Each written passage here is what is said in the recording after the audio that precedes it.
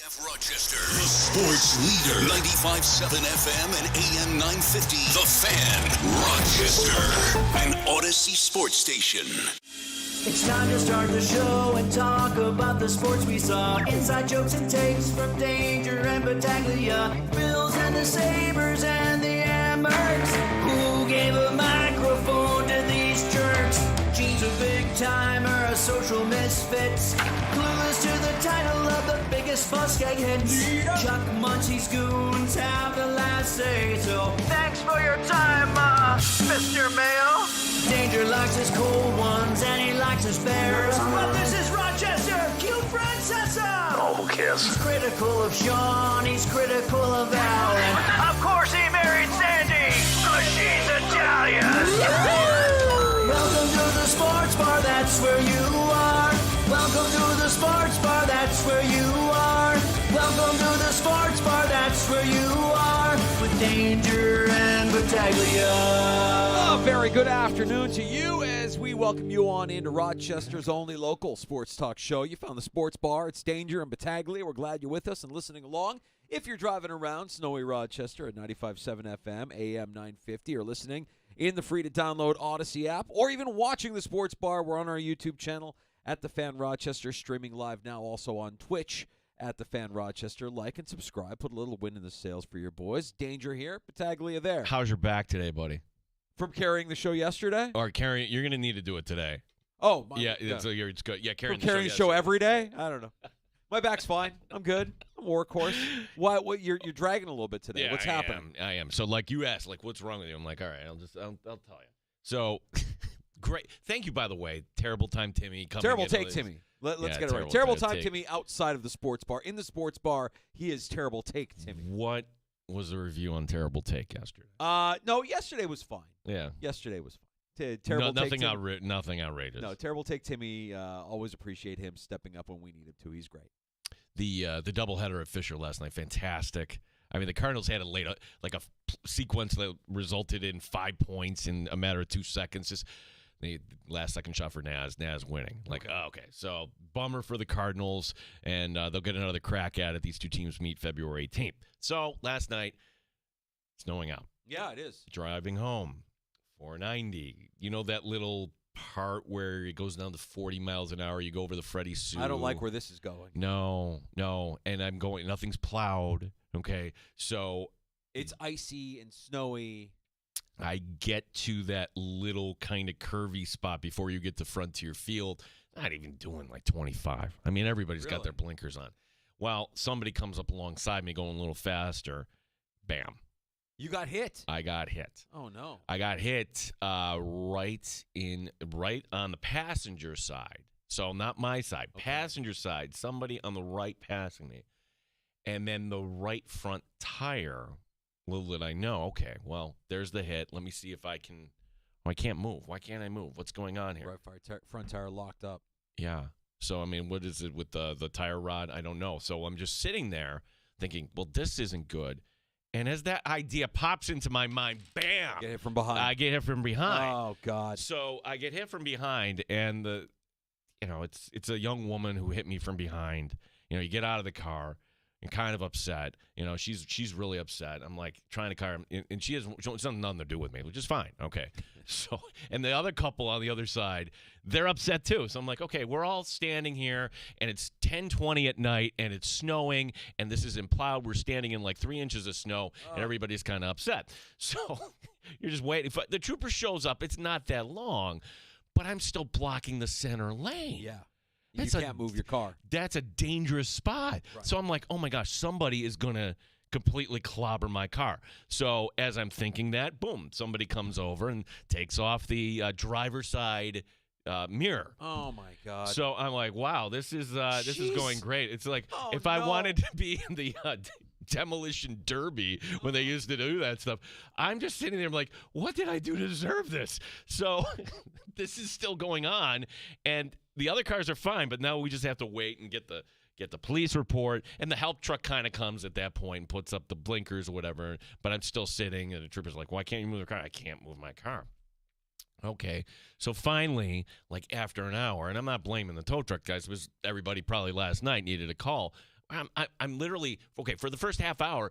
I'm standing on the side of the road. Yeah, you're on the shoulder, which isn't much of a shoulder in that area. No. And I'm free. It's as cold as this studio was. Okay, Yeah, of like course. or colder. It's cold like, outside, yeah, gosh, it's cold. Windy, snowy, just miserable. Yeah, and I'm just standing on the side here, and I'm thinking, okay, the two cars that I collided with, would somebody like let me get in their warm car at this point? No, at this point. So I'm standing out there. Nobody waiting made that offer to you. Finally, the couple, and they were so sweet. They didn't realize I was standing out there. Like, I'm not going to sit in my car if I get rear-ended again. Right. I value my life. So, Yeah. I mean, Not so trying to die. they were very kind. They, kind of like, boy, we got to meet under these circumstances. Ha, ha, ha. And then, and then the young woman and her parents came and, like, okay, whatever at that point. Their insurance is trying to reach me today. I'm like, no, you go through my insurance. I'm sorry. And, like, you rear-ended me. So, yeah, good luck with trying to get that. But so that's where I'm at today, Danger. And I learned today that good luck running a car in this town. You know who's very sharp and picks up things? Derek, the pizza dude. Oh. Our engineer. I go in, and he doesn't miss a trick. He's like, why are you driving your wife's car today? Like, yeah, about that. So Are you driving the executive producer's car today? I am. What's she driving? Well, she has a job where she goes around to the senior centers, particularly on the west side, teaching, exercise classes, Tai Chi, that sort of thing. And her last class today was at noon. Oh, perfect. So, okay. I Work work from from home. home, yeah. Work from home, come in. Maybe we can kind of piecemeal this together, sort of thing. Dude, I've been there. I know what this is. This is bad. And now is car totaled? They consider it totaled? Have you talked? No. Well, that's the other part. And see, I don't know, like, the protocols when this comes. So the tow truck guy comes. It's a flatbed, okay? Yeah. There's nothing for a hook like that. And, man, those cinches, like, they pull it. Man, that hand is strong. I'm like, okay, well, can I get a ride to your lot? And maybe my wife can come pick me up? He's like, I wouldn't advise that. Why? Oh, it's in a neighborhood that maybe you don't want to be standing around in, and even at that hour of the night. So Correct. I'm saying, well, I've got advise my car is full of all this radio equipment and everything else like that. He's like, oh, if it's locked up, you should be fine with that. And I'm like, well, how does this work?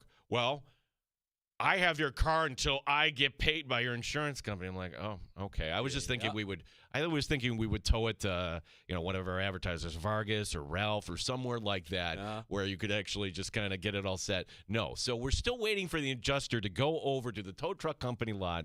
That's where we are. Okay. And I know they're going to say totaled. And I don't want to buy a car. That's the thing. I like my car. Yeah. It's gone. Yeah. It's gone. That sucks, man. The last accident I got into would have been 2009, and the one of the people that got in the accident is one of the guys I talk about from my neighborhood all the time. Joey Dryer Sheets was in the same as it was a 490, and as soon as I got there was a pile up, I got hit from behind, hit the car in front of me, and maybe like 4 or 5 cars, just a chain reaction. And man, I was pissed. I'm like, I love this car, I love my truck. I'm so upset. It's going to be totaled. They're gonna total it. They did, and it all works out. You'll end up getting a car that you love, and you'll always have your memories. Yeah, I will always have my memories. Yeah, there was. I'm just glad you're okay because I'm fine. when you get into those accidents, are you sore? Like, do you have any stiffness? No, 'Cause I feel like the body seizes up so much in those situations that the next day I remember being like, I'm not injured, but I'm definitely sore or tense from just the brace for impact. Yeah, that's what the executive producer was concerned about. She's like, you might have whiplash tomorrow morning. I'm like, well, wouldn't I feel it now?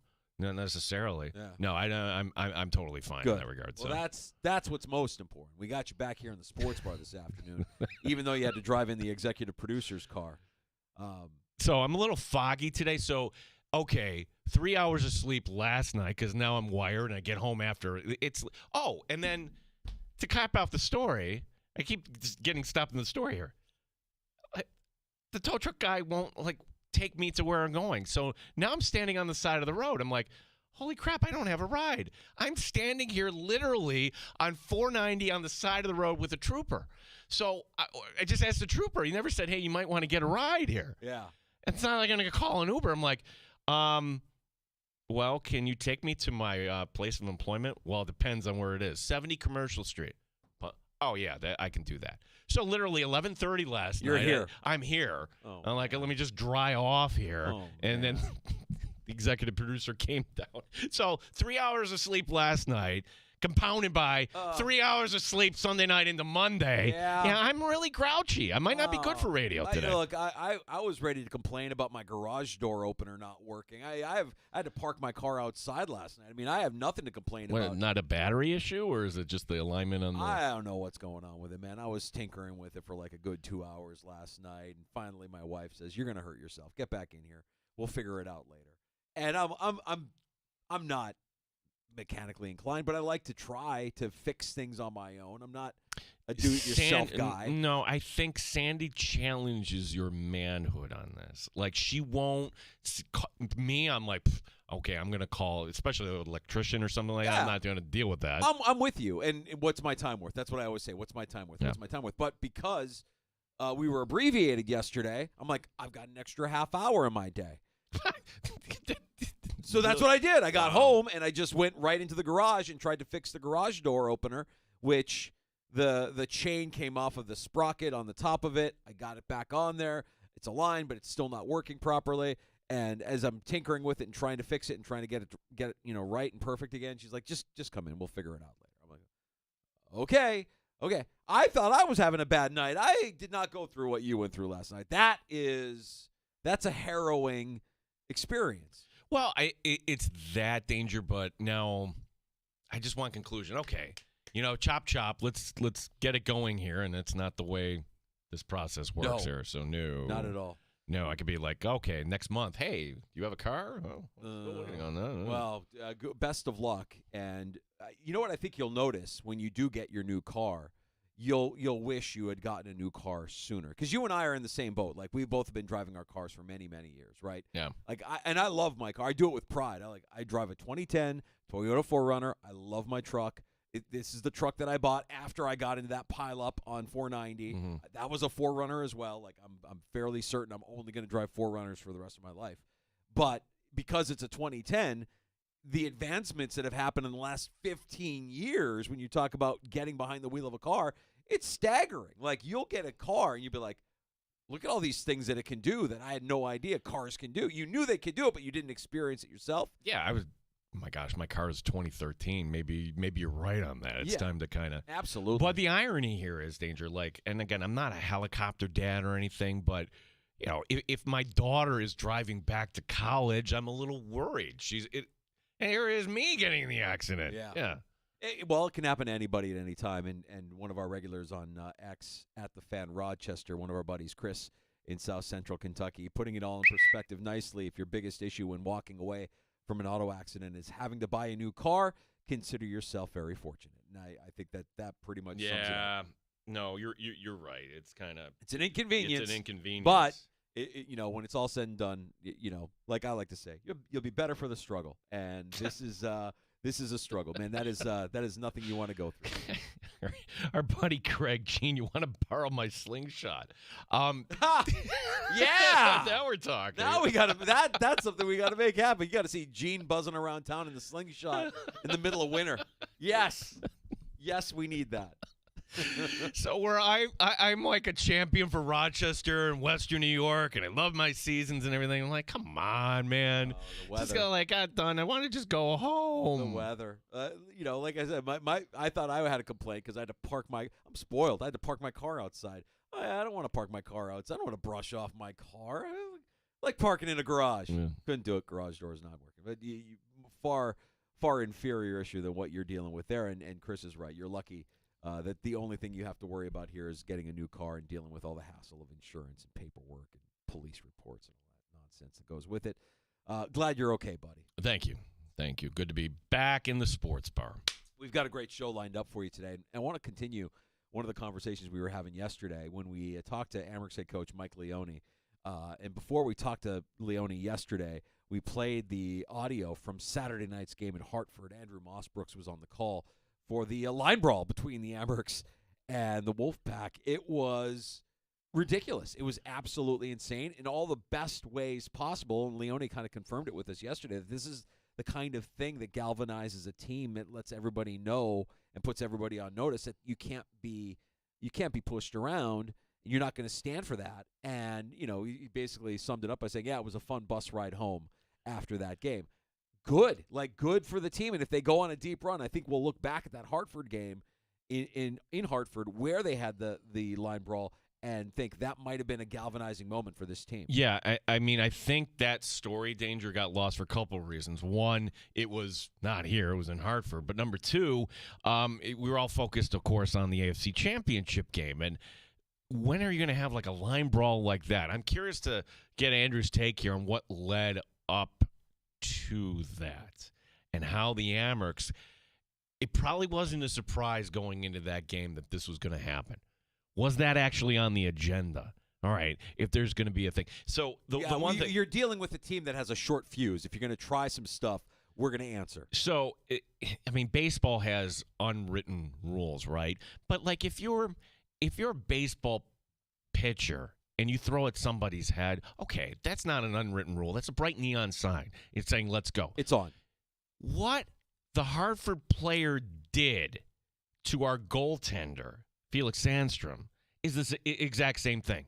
Whistle has blown, you let down your guard, and you're going to shoot a puck, some 80, 90 miles an hour?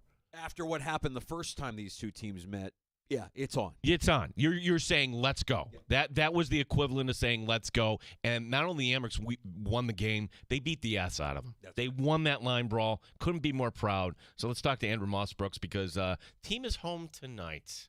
I imagine if that happened here on Saturday night, that would have been a big, big, big story in our community and something we would continue to talk. Well, we've been continuing to talk about it, and it happened in Hartford. It'd probably be an even bigger story had it happened here on home ice. PJ Glasser, the host of Send It In on the BetQL Network, stops by here in about 10 minutes or so. Yeah, we will talk to PJ.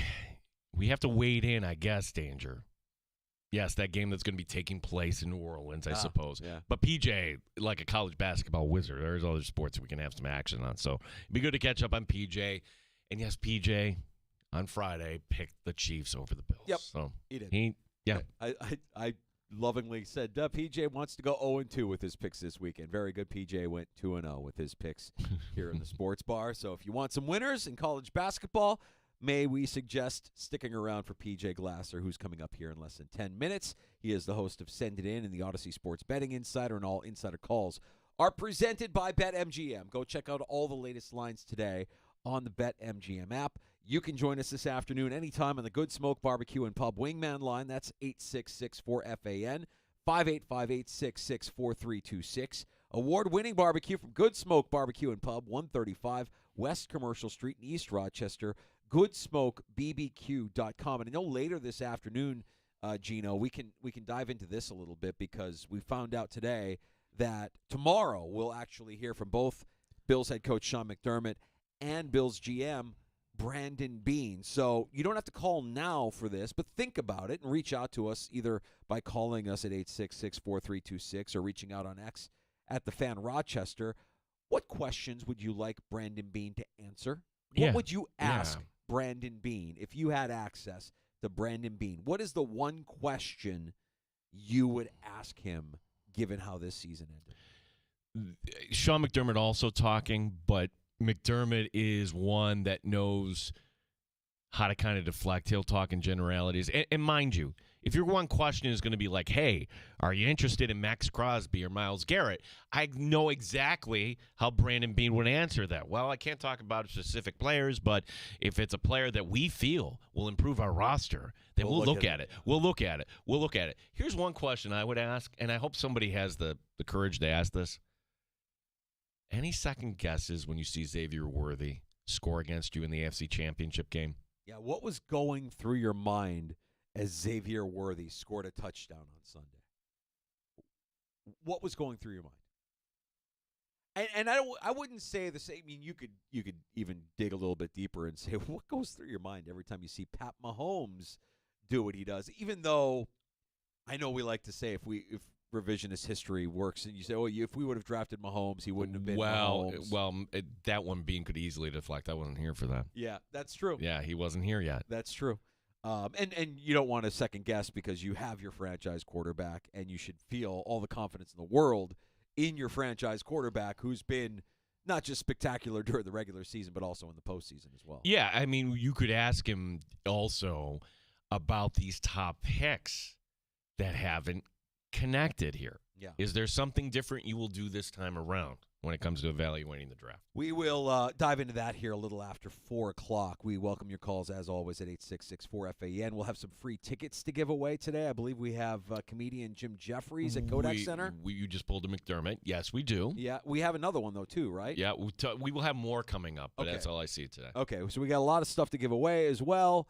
PJ Glasser joining us next. And we'll get some winners for tonight's action in college basketball on the Fan Rochester. You're listening to the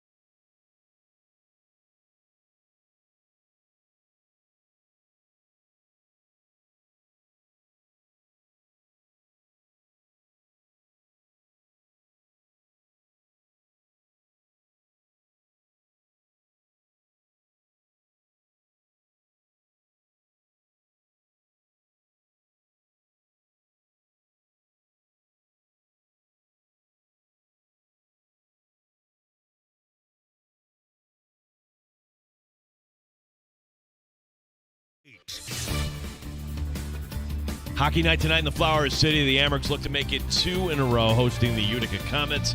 Amherst head coach Mike Leone on the opponents. I mean, they've won 7 out of 10 games. They've beat really good teams. It's a lot different team than we've seen in the past. They're playing really good hockey. They're dangerous on the power play. They're scoring a ton of goals. I mean, they went to Syracuse, probably arguably the hardest place to play in the league, 1-2-1.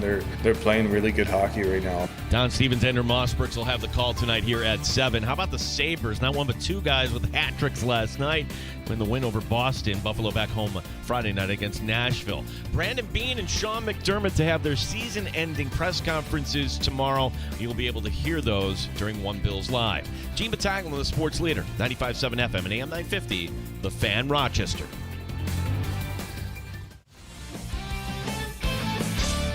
Pull up a stool and join us. 585-866-4FAN.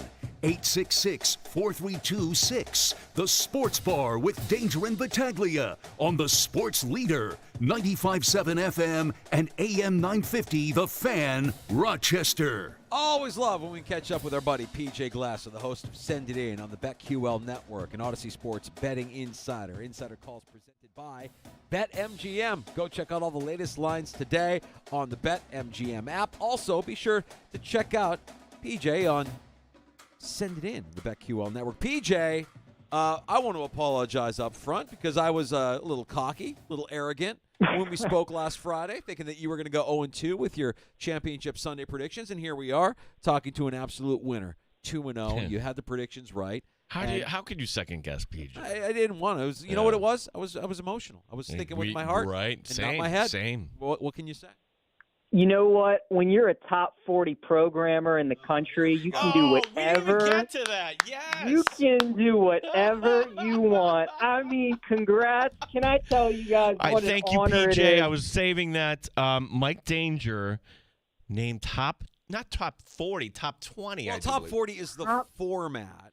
But you're top 20 in the format of programmers in the format. I mean, our guy Mike Danger is the Ed Reed of programmers, number 20. You're good. You're good in my book, Mike Danger. So you know what? You can do whatever you want. But it was a good week last week, Danger. Congrats to you. Always good being with you guys. PJ. All right, so we have the Super Bowl that up here not many of us wanted. Philadelphia, Kansas City, a rematch from 2 years ago. Just your opening thoughts here, as certainly, we can all reserve the right as new information kind of comes out and everything. But what are your initial thoughts here on the Super Bowl matchup? Guys, it's kind of the same as when we were previewing the AFC Championship game. You know, I mean, it's the Chiefs as 1.5-point favorites. It's Mahomes in a pick'em. I mean, they win these games, right? They've won 17 games now in a row that have been decided by one possession.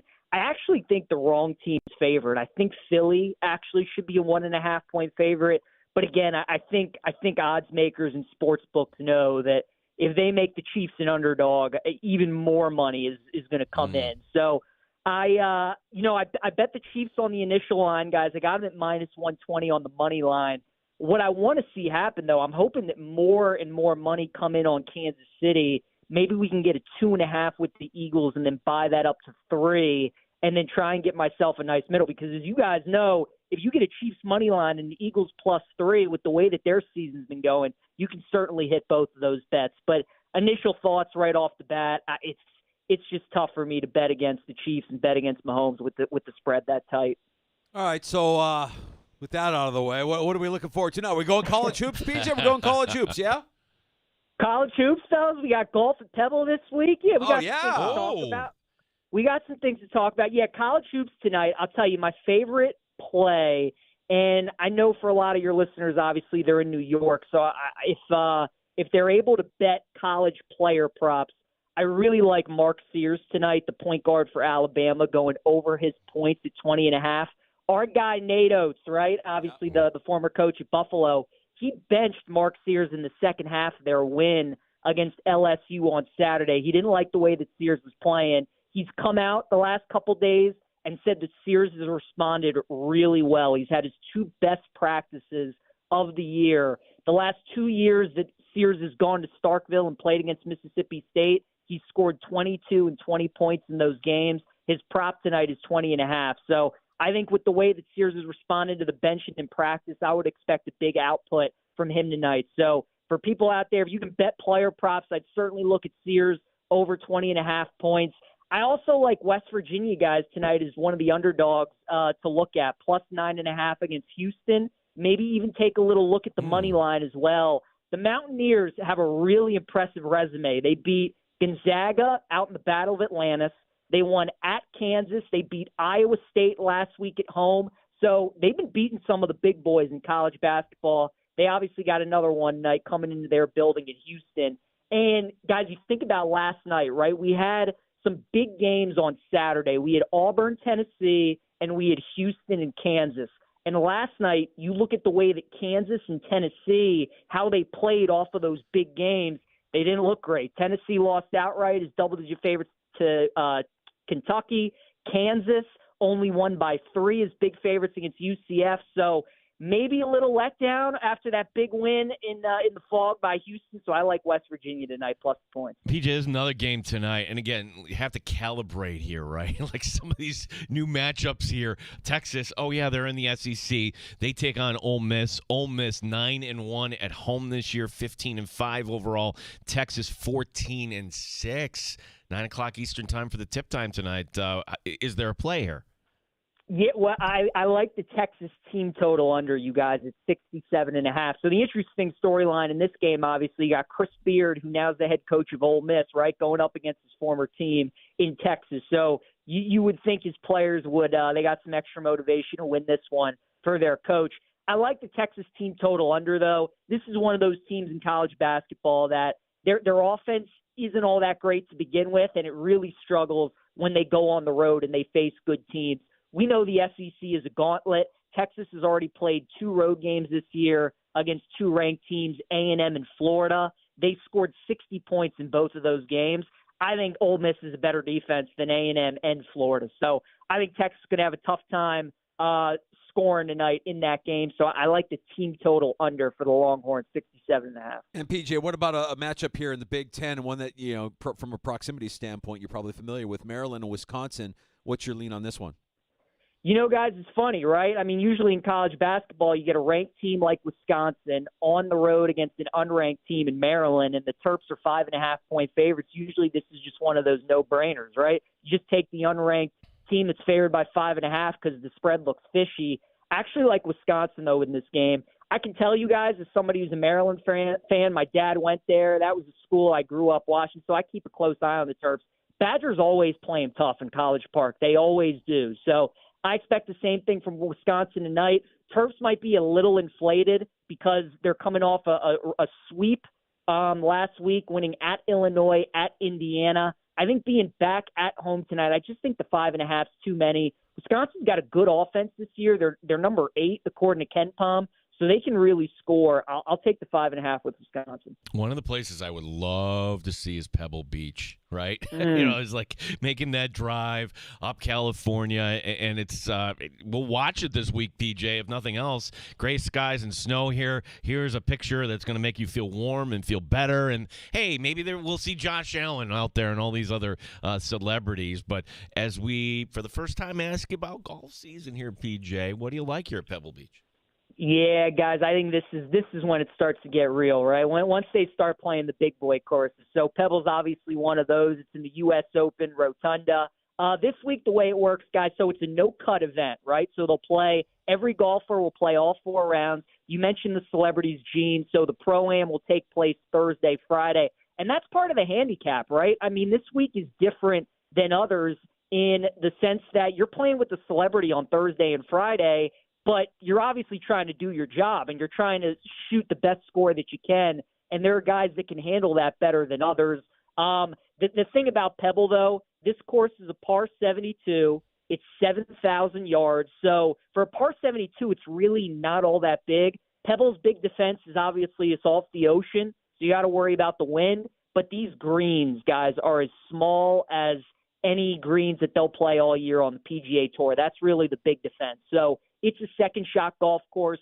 You're looking for elite iron players this week, golfers that play tough course as well, and obviously that can make putts, right? I mean, the greens at Pebble are the defense. They're small, and obviously they're tough to read and they're tough to putt on. So that's what we're looking for this week, and we got a loaded field. Scheffler, Morikawa, Rory, Thomas.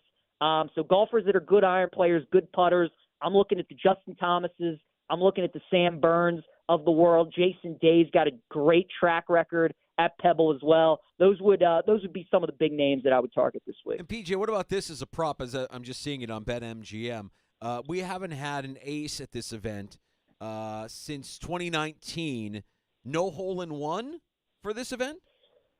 Yeah, I kind of like it. It's funny, Danger. I was talking about on my show today. Minus 125 for there to be no hole in one, for which I think is a pretty good price. The only hole that we really have to worry about is the 7th hole at Pebble. It's iconic. It's this little par 3, just over 100 yards. It's like right off the ocean. That would be the only one. All the other par 3s are pretty tough. So it's really one hole that we have to survive. And I think laying minus 125 is a good bet. So, yeah, Danger, I actually like that. No hole in one this week. PJ Glasser, host of Send It In. PJ, tell everybody about the show if they haven't checked it out already. Yeah, guys, send it in. You can check out 1 to 1:30 p.m. Eastern Time on the BetQL Network. We're on Twitch, twitch.tv/BetQL, YouTube /Odyssey Sports. And it's a lot like these interviews every day, guys. We just kind of go rapid fire. We talk college basketball, picking up our golf content now, the NFL, the small bunch that we have left of it. So just, it's interactive too, and it's quick and fast-paced, and hopefully people can join us 1 p.m. Eastern Time every Monday through Friday. And PJ, we're going to have to dig for another stat, the one Danger had about the curse of the 4 falls of Buffalo, quarterbacks that get back to the Super Bowl. Poof, gone, over.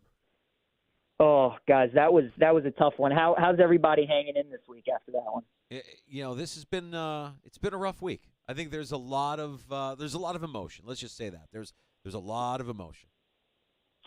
It's tough, guys. Well, appreciate you having me on. Danger, congrats again to you, sir, and I'll talk to you guys next week. All right, Buddy. Thanks, Pete. There's PJ Glasser.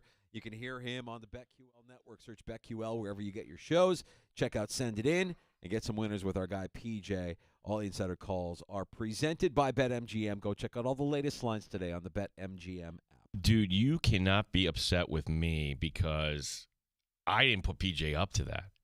So there's an industry.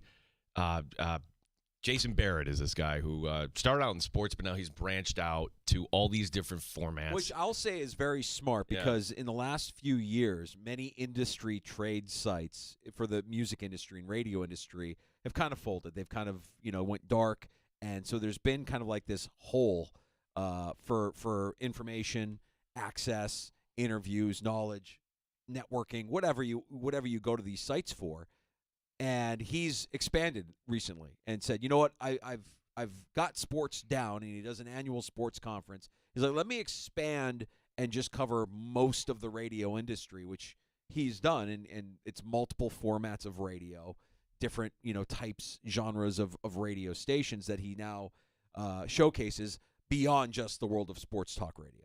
So 98 PXY in our town, like you could say, to me that is right up there with any other brand in this town. I know exactly what it is, but to stay on top of the game, Danger, the way you do on this, and to get recognized like this, top 20, you're going up against programmers in big markets. Dude, I am as shocked as anybody. I didn't know about it. I mean, I've been seeing these posts from industry friends all week, different formats, and hey, I got nominated. And my wife actually, Spazzano and Sandy, was nominated for Best Morning Show in their format, classic hits, adult.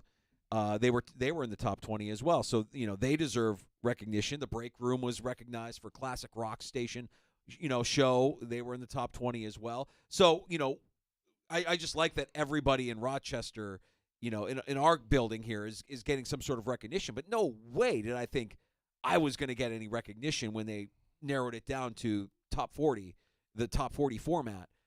And a friend sent me a link this morning, but it's in a group chat that I have with other industry people. And so when they sent the link, and she's like, congratulations. And I thought she was talking to the other people on.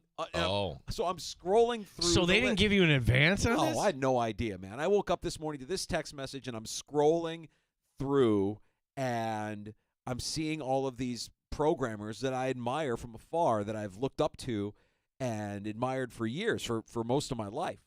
And we're talking about this program director in New York City, and this program director in Boston, and this one in Los Angeles, and this one in Chicago, and this one in Minneapolis, and this one here, and this one there. And, so immediately I'm like, okay, well, it's kind of what I thought. I mean, these are all people that I respect and I admire, and they're all in big, big markets, and they have big responsibilities and these big brands that they manage. And then I got to 20, and I saw my name. I'm like, they're drinking. I don't know why I'm on this list. I have no idea what the voters were drunk. There's no way I belong on this list with all of these exceptional minds that do what we do. And to say I'm humbled is an understatement. And I'm just happy that Rochester got represented on this list. Again, another Rochester brand that gets recognition on a national level for doing great all work. These big shots, do they host a sports show?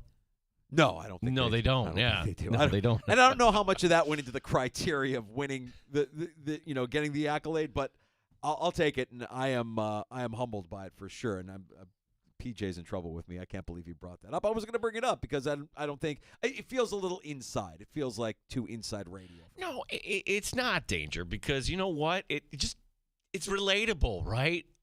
You want to get to the top of your industry. Can you do it from Rochester? We chose Rochester. We like it for all the various reasons, but we're still, whether it's this business or whatever business, we're still competitive. And for you to crack the top 20, there's probably how many people looking at that like, really? Really? I'm in this market and this guy won? They're what? saying the same thing I am, that the voters were drinking when they cast their ballot for me to end up in the Dude, top it's 20. awesome. 20 out of a list of 20, so I just barely made the list, which means I'm like a UFL all-star. I'm probably like an unrestricted free agent or an undrafted free agent in the NFL. I'll go with what PJ said, though. I'll take the Ed Reed number. I'll go with number 20. Yeah. Not Frank Gore Jr. He's 20 right now. No, I'll go with Ed Reed. I like the Hall of Reed, Fame. yeah. I'll go with Ed Reed. We've got some takes next. We're going to get to Andrew Mossbrook's next hour. Remember, we're going to talk a little bit about Brandon Beane, who speaks to the media tomorrow. Think about this, and then be ready to join us next hour at 866-4FAN. What question would you have for the Bills general manager if you had access to him tomorrow? We would love to hear from you on that. Again, 866-4FAN. The phone number 585-866-4326. You're listening to the Sports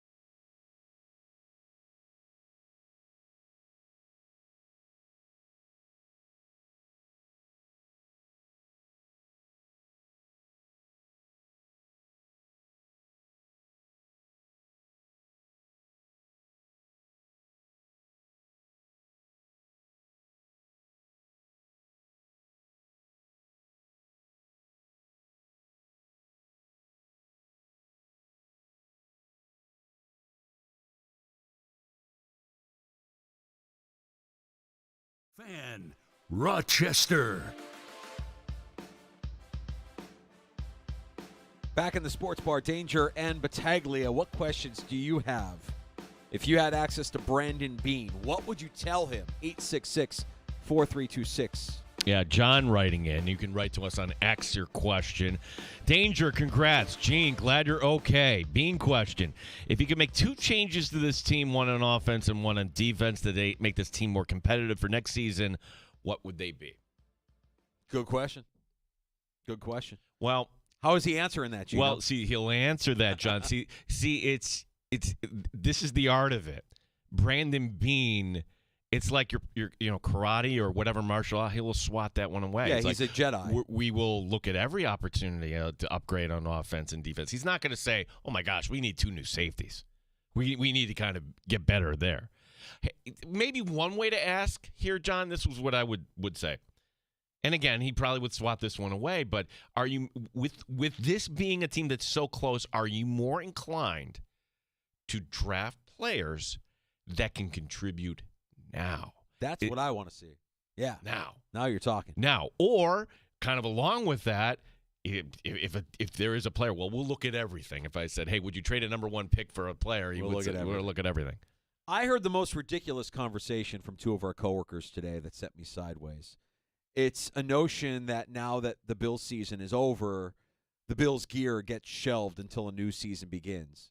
I don't know that I've ever heard anything so ridiculous. And I'll say this. I'm sure given our platform here in the sports bar, I'm preaching to the choir, but just hear me out for a second.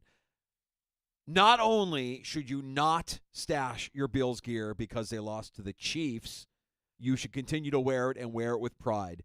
Did they fall short of their ultimate goal? Yes. But they played in the AFC freaking championship game. Have we gotten so spoiled as fans that we've forgotten the misery of not even making the postseason? Be grateful for the moments of joy that this team brought you through a season that many of us thought was going to go a lot differently, considering a lack of size, a lack of talent, the second highest dead cap figure in the league.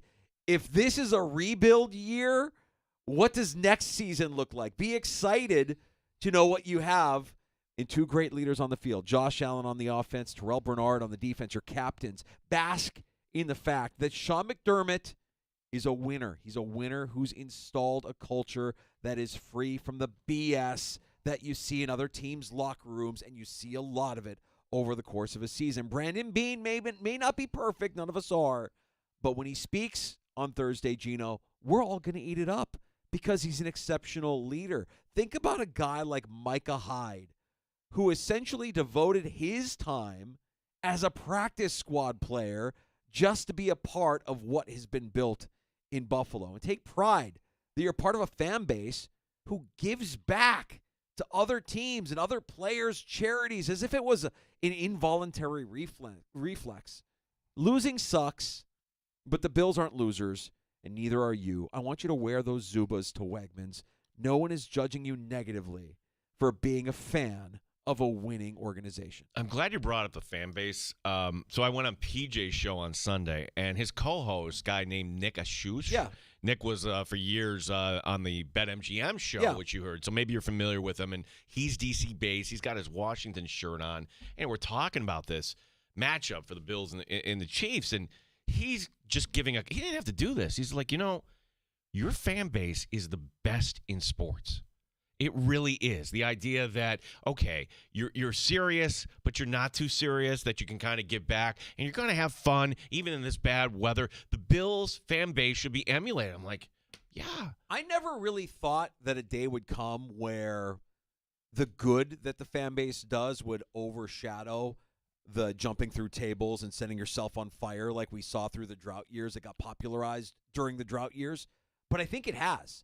I think now when you think of Bills Mafia, when you think of this fan base, you think first and foremost about their generosity and about their passion over the shenanigans, right? The shenanigans are definitely a part of it. I'm not diminishing that. It makes us unique. It makes us fun. But we have a gigantic heart, and we have no problem. Like I say, it's become an involuntary reflex. When Mark Andrews dropped the 2-point conversion, my first question was, what's his charity? Like, we all kind of knew that was going to happen, and then over $100,000 later, Mark Andrews has, a lot of money in the coffers for his type 1 diabetes foundation that he's a part of. So I just heard that. I'm like, well, either you're too fashion conscious to care, or you're kind of a fair weather or a bystander as a fan. But no, by no means do you shelve the Bills gear. Maybe if you're just doing it for your own mental health for a little bit. Yeah. Like, okay, you know what? I was just so into this team and I'm losing sleep and there are other things in this world. I'm not going to say don't do that if that's going to help you be a productive person, but to kind of put it away for months and months. Heck, the Amherst one of the best promotions is Bills Day. By the time March comes around, free agency, when does the schedule come out? Draft, yeah. You don't have to wait that long. Thursday. I'm saying when Brandon Beane speaks on Thursday, we're all back. Yeah, we're all back. We're back tomorrow. He's going to calm everybody down. You'll hear him. He's a good orator. He's a good leader. You're gonna be put at ease. We're frustrated. There's a lot of frustration. We haven't gotten to where we want them to be, but. Anybody that says I'm done or I'm not watching the Super, I'm like, you're crazy. You're nuts. Yeah, we had a caller, and forgive me who this was. I would give you the credit. Said, hey, maybe you should root for the Chiefs because if they get the three-peat, they go away. Would you do that? And here's my take. You really think they're going to go away? No. They'll get for it 3, and then, parade, that's fun. Let's do it again. Right. They'll keep going. Right. The best way to make them go away is actually to lose, I think. Yeah. I just want to see them get beat. That they are not a perfect franchise. They're not a perfect organization. They're very well coached. They're very disciplined. They have talent. They're just, I've been saying it all week, they're just a little bit better almost across the board. Not by much, but those margins matter, and they're just a little bit better.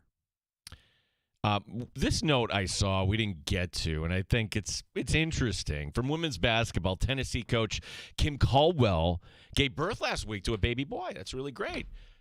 Monday night, she was back on the sidelines coaching her team up against South Carolina. Now, Jesus. Danger, I'm not a chauvinist pig. So I run this by the executive producer. I'm like, hey, this is interesting. How do we talk about this? Do you think that's, and her reaction was kind of like Francesa. So what? Her quote, who cares? If it was a normal vaginal birth, yes, go back to work. I'm thinking, well, that's a baby that you just brought in this world. Well, if you put it in this context, great coaches are so imbalanced. I mean, it's a good time to bring this up. The king of botching the work-life balance. Yeah, he's in the Super Bowl. Yeah, it's Andy Reid. Yeah. Andy Reid, he's so great. He's the greatest coach of all time. Look, nobody else will bring this up. I will, because I don't care. I'm not bowing to the NFL here. You're not going to hear this from the talking heads, but Andy Reid's history, it's tragic. 2012, during Eagles camp, his son, Garrett, ODs right in the dorm at Lehigh. Awful, awful story. Would not wish that on anyone. They have the funeral. How many days later was Reid back at camp? He was back the day after he buried his son. He felt it was best to go back to work and that this is what his son would want. Look, a judge once said to Andy Reid that his house was a drug emporium. Apparently that warning didn't get heeded. Britt Reid convicted of DWI in 2021. Crashed and severely injured a 5-year-old girl. But no, they can't talk about that in Kansas City. No, because you don't want to harm your media partner. That's right. Yeah, Kim Caldwell going back to work, look, that's fine. But if I asked you, would you trade places with Andy Reid? You would say no in a New York minute. Well, I can't imagine going through what he has gone through, the sacrifices to be where he is. Is it worth it? To me, is not worth it. No. It is not worth it. I can't imagine losing my children because I'm not there for them. We don't know the backstory of his family but we can deduce that he just wasn't there. Like he was just not present. And whatever genes exist in the Reid family, I imagine that the addiction gene is probably one of them. He's a bigger dude, and he probably likes his food, right? Yeah, maybe he's addicted to football, too. Right. Yeah. So those genes get, get blended up, and you end up with one kid overdosing at training camp and another kid with a DWI. And You say kid, he's a grown man on the coaching staff at that point. Yeah, I call him kid because it's his kid. It's his kid, yeah. Right.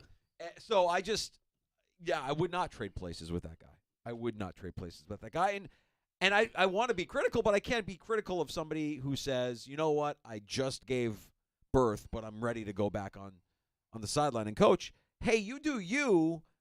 I just hope that you're able to get that balance where you can spend time with your newborn, because those are critical moments. Those are moments that you should be there for your kids. And at what cost is it to your kid's future while you're, roaming the sideline? Well, it also is South Carolina. That was the gold standard. And Dawn Staley had great things to say. I think one of her quotes, paraphrasing, that women are 10 times stronger than men. I'm like, yeah, I'm not going to dispute that. Nobody's arguing that. Nope, Show me the guy who's saying that. I'm not giving birth. I don't want to know what that pain feels like. I've heard it's terrible. I'll take your word for it. The fact that she was back, good for her, and I hope that there's balance in her life. I guess for all of these guys, I hope that they have enough balance. Even, closer to home, when you think about Sean McDermott, like, doesn't it just seem like that guy is absent from his family for a good chunk of the year? But I want to point out there was one day at camp he wasn't there. Eric Washington was in charge of the team that day because his son was playing in that tournament down in Cooperstown. Yeah, and he wanted to be there.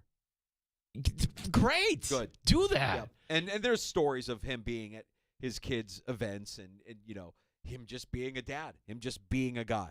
I love hearing that, and I hope that provides enough balance so that you don't have any tragedies like we see with the Reed. The Reed story is. But is it not curious to you? Like, this never gets brought up. No, the NFL doesn't want it. You want access to the NFL. We're not going to be tracking down the son, Britt Reed, and having a jailhouse conversation with him. No, absolutely not. And if you're local, if you're in Kansas City, nobody brings it up. They're not allowed to. Can't bring it up. They're not allowed to. Let's go with caller 5 right now, 866-4326. We got a free pair of tickets for you to see comedian Jim Jeffries at Kodak Center on May 10th. You get tickets on sale now at Ticketmaster.com. Jim Jeffries, Kodak Center, May 10th. A pair of free tickets for you now if you're caller 5, 866-4FAN. The Fan Rochester also would like to send you on the ultimate trip to Vegas with Air for 4 to Las Vegas. A stay at the Circa Resort and Casino, Las Vegas' premium sports viewing destination, and the biggest March hoops party at Stadium Swim. $5,000 for each guest. That's $20,000 total to fund the ultimate viewing experience for the first 2 rounds of the college basketball championships coming up here in March. Winning is easy. All you do is download the free Odyssey app, log in and listen to this station or any participating station. Listen each day for at least 1 hour for your daily entry into our national contest. Good luck, and thanks for listening. The Fan Rochester. You're listening to The Sports Bar with Danger and Battaglia.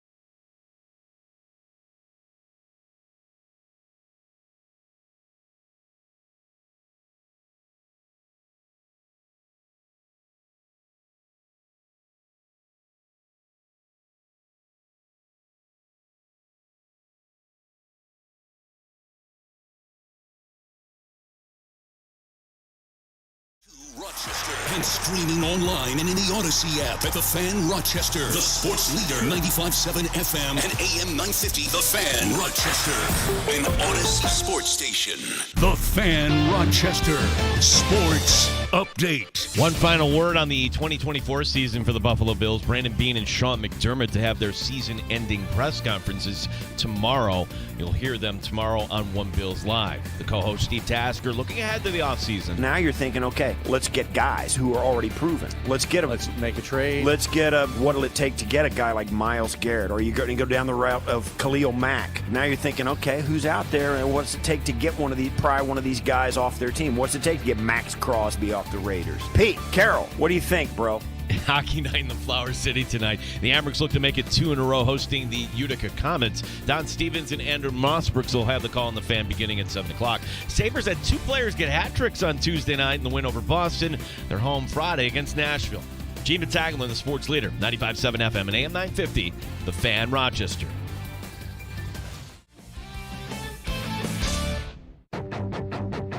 The Sports Bar with Danger and Battaglia. As long as Josh Allen is playing for the Bills, I will always believe they have a chance at winning a Super Bowl. And I do think one day we'll look back and have a lot of great feelings for this season. It's just way too soon. Go Bills or whatever. Mike Danger. With Kansas City, I would say they're just a little bit better. And I think the only way you get over on that is by just improving. And this is another loss, unfortunately, for Josh Allen, for Sean McDermott. But it's going to make them better. They're going to be better long-term for the struggle. And eventually you hope a breakthrough happens. Gene Battaglia. You're all hungover, right? You had a great night, meaning the night here being the season, and whether it's an IPA or a box of wine, you took it all down, and now it's the morning after. You need to dry out. I think Bills fans just need to dry out. Oh, yeah. 95.7 FM and AM 950 The Fan. Rochester. Aggressive from the Dandalorian.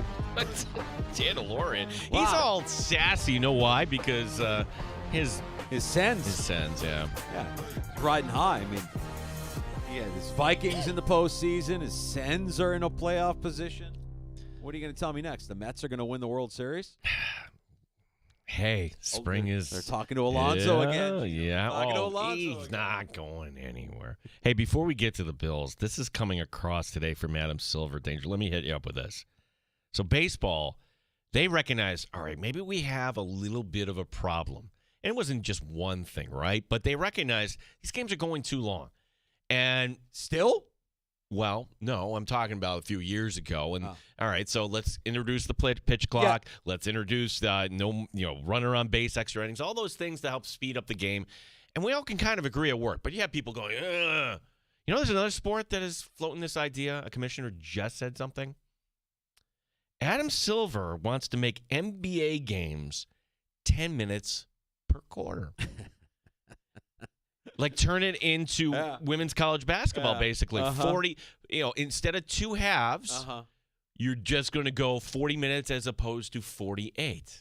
Tell me you hate playing basketball without telling me you hate playing basketball. The players would eat this up because now you don't have to worry about load management anymore. You're not getting as many minutes on the court. There's a solution. It's right in front of you. All right. We're just going to cut to the good stuff. All right. Make these minutes count just a little bit more. It's going to happen. If Silver is saying this publicly today, guess what's going to happen? I don't know that it fixes all that ails the NBA right now. And load management is a big, big part of it, right? Like that's a reason why I think a lot of people are down on NBA players because they're viewed differently. Now, I like what the Knicks do. I wish more teams would do what the Knicks do, which is you rotate through your guys and you grind them to a pulp. There's no such thing as load management with Tom Thibodeau. 143 points, 2 consecutive games, pouring it on Memphis. Yeah. It's all great. I want to see if it works come April, though. Even if it doesn't work come April. For the game, for the sake of the game, if more teams adopted that style, I know that they're not playing for the sake of the game. They're trying to win championships. But I think that that's a more entertaining product than watching the superstar who needs every third night off for load management. And then you have the other elements of the game, which is it's just not as exciting when guys aren't going to the rack and they're shooting threes all night long. I think that will continue to evolve, and as it evolves, the game will improve, or the entertainment quality of the game will improve. But That feels like a way for the NBA to placate the players who don't want to play every single game, the load management players. All right, well, we'll just shorten the games. Play every game, we'll shorten the games. I heard it from baseball fans. I heard it from people that are like, oh, I like baseball, but it's just too long and it drags and drags and drags. I've never once heard, these NBA games are just too long. No, I've never heard that either. No. And I don't think it is about the fan in this instance. I think it's about the player. I think it's about them setting themselves up to be able to go to players and say, here are the options. Either load management goes away or we shorten the game and load management goes away. But if you're shortening the game, aren't you costing your television partners money if you're going to just kind of condense a 2.5-hour product to 2? Not necessarily. I mean, you can reformat how the breaks happen within the course of a game and still get the same amount of commercial timeouts in there, I would imagine. But yeah, that feels like a first volley to the players as, hey, we want load management to no longer be a thing. What if we shorten the game? Will you play more then? And I think some of these players, they won't care. They're going to just, if they need the day, they're going to ask for the day. Who cares about the fans? I need my time off. And that's just the way it's going to be. Well, at some point, though, like at what point do fans and the answer is no. Like the TV contracts just all got sold. That's right. Moss Brooks going to join us here in about 10, 15 minutes or so. Andrew Moss Brooks, you hear him on the Amherst game. We'll have an Amherst game for you tonight. Are we going to replay that line brawl there? That was something. Yeah, I have to dig that up. I don't have it in front of me. Sorry. But yes, the Moss Brooks was on the call Saturday for the Amherst line brawl against the Hartford Wolfpack. It was fantastic. We want to get him on, talk a little bit more about what he witnessed there in Hartford, and we'll get a little preview of tonight's action from Blue Cross Arena as well. We also want to hear from you at 866-4FAN. If you're a Bills fan, 866-4326. We know that tomorrow Brandon Beane and Sean McDermott will make themselves available to the media. Their year-end press conferences, and I was joking earlier that by the time Brandon Beane is done talking, you're going to forget everything that happened on Sunday and only be looking forward to what this offseason and next season has in store for you. But what question, if you had the chance, and it's you and Brandon Beane, what question would you ask Brandon Beane? Because we know some questions will get asked tomorrow by Bills media, but inevitably there'll be some questions that are like, oh, come on, why didn't you follow up? Or why didn't you press him a little bit harder? Because Brandon Beane is a pro, and he's a very good talker. He's a very good orator. He knows how to tell you something without telling you anything. And I think you'll get a lot of that, but it doesn't mean that the question shouldn't be asked. For example, with over $40 million in cap spent, which is good for 7th highest in the league, when will we as fans begin to see a return on investment from the defensive line? Yeah, it's fair. Will you pay James Cook? When will you sit down with Josh's representative? Is Josh Allen getting an extension this upcoming offseason? Right. Which position group will command your attention the most this offseason? Let's narrow it down. That's a tough one for him to wiggle out of, right? Right. You could say all of them. Well, that's what he'll say, yeah. Right? Like, we know what he'll say, but these are the questions that I think have to be asked. We mentioned it earlier. What was going through your mind as Xavier Worthy scored a touchdown on Sunday while Keon Coleman had one catch for 12 yards? There are some questions that should be asked that he might not have the answer to, or at least he'll squirm his way out of answering those questions. I mean, this is a question that I would ask, and he's not going to say exactly what will happen, but you just point out, hey, in the losses, there were some special teams plays that didn't go the Bills' way. And you just kind of leave it at that. We're not pointing the finger at anyone directly. What would be the plan for improving special teams? And do you have input on, when it comes to Sean and his decision about making the staff? Yeah. And maybe that's a question. If I had to ask Sean McDermott, tell us about your process here for bringing everybody back. Is everybody back next year? Well, we know at least one person who will be back, and that's Ryan Vandemark. the exclusive rights free agent, was re-signed today by the Buffalo Bills. And along with the Vandermark announcement, they announced nine players from the practice squad that got signed to futures contracts. They just announced 2 more here for 15. That just came over. Good. Zach Davidson, remember him, tight end? Yep. He's back. You'll see him at camp. And I forgot about this guy. Quarterback Shane Buechele gets a 1-year contract. So I believe Quentin Jefferson is an unrestricted free agent, which would mean Davidson could slide into that role. What did I say? Quentin Jefferson? No. Give me the other tight end. Why did I get them mixed up? Quentin Jefferson is a defensive lineman. Reggie Gilliam? Not Reggie Gilliam. Okay. No. Oh, Quentin Morris. Quentin Morris. Sorry. There you go. Quentin That's Morris, yeah. what I'm thinking of. He's an unrestricted free agent as well, if I'm not mistaken. I always liked Davidson, but I'm always kind of wondered, why hasn't he broke through? He's the guy in preseason, there might be something there. And then because I think Morris has been the guy.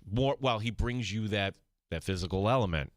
Well, maybe another exclusive rights free agent that the Bills, I'm guessing, are hoping to sign would be Alec Anderson. I mean, Alec Anderson's contributions to this offense cannot be overstated. He was always out there as that sixth lineman.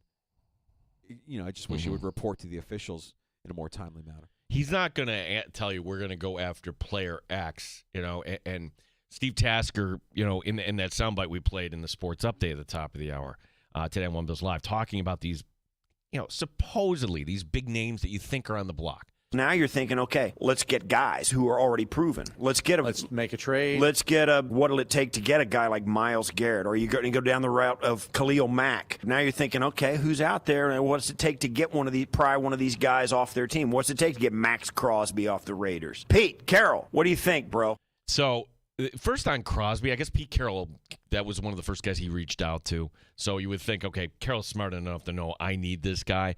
Myles Garrett is a different case, and Browns fans are going, no. But Garrett speaking out at the end of last year saying, hey, my time in this league is short, basically kind of putting the Browns on notice there.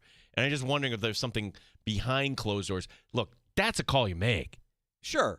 I don't think the Browns are going to part with Myles Garrett, but yes. I don't think so either, but there's another name in there that you don't have to give up any draft capital. Would Khalil Mack in the Von Miller role be an upgrade? I mean, you're talking about another guy whose best days are well behind him. He's good, but he's not what he was. He's not the disruptive force that we remember him from early in his career. He hasn't been that for some time. And frankly, if the Chargers wanted him, they would keep him. They didn't. They don't want him. He's expensive, and you just went through this with Von Miller. We want to go through it again with Khalil Mack. I'd rather find somebody in the draft, honestly, that pans out immediately the way a guy like Myles Garrett did. And I know that that's a freakish kind of athlete, and you have to really, really move to get that. Right now, ESPN. Browns do not plan to trade Myles Garrett. Okay. Look, he's got a 19.7 salary cap hit. That's manageable to trade for if you're Buffalo. I love what would it take too, by the way. What would it take? What would it take implies yes. Implies it's going to happen. What would it take? Here would be the price. Would you do this?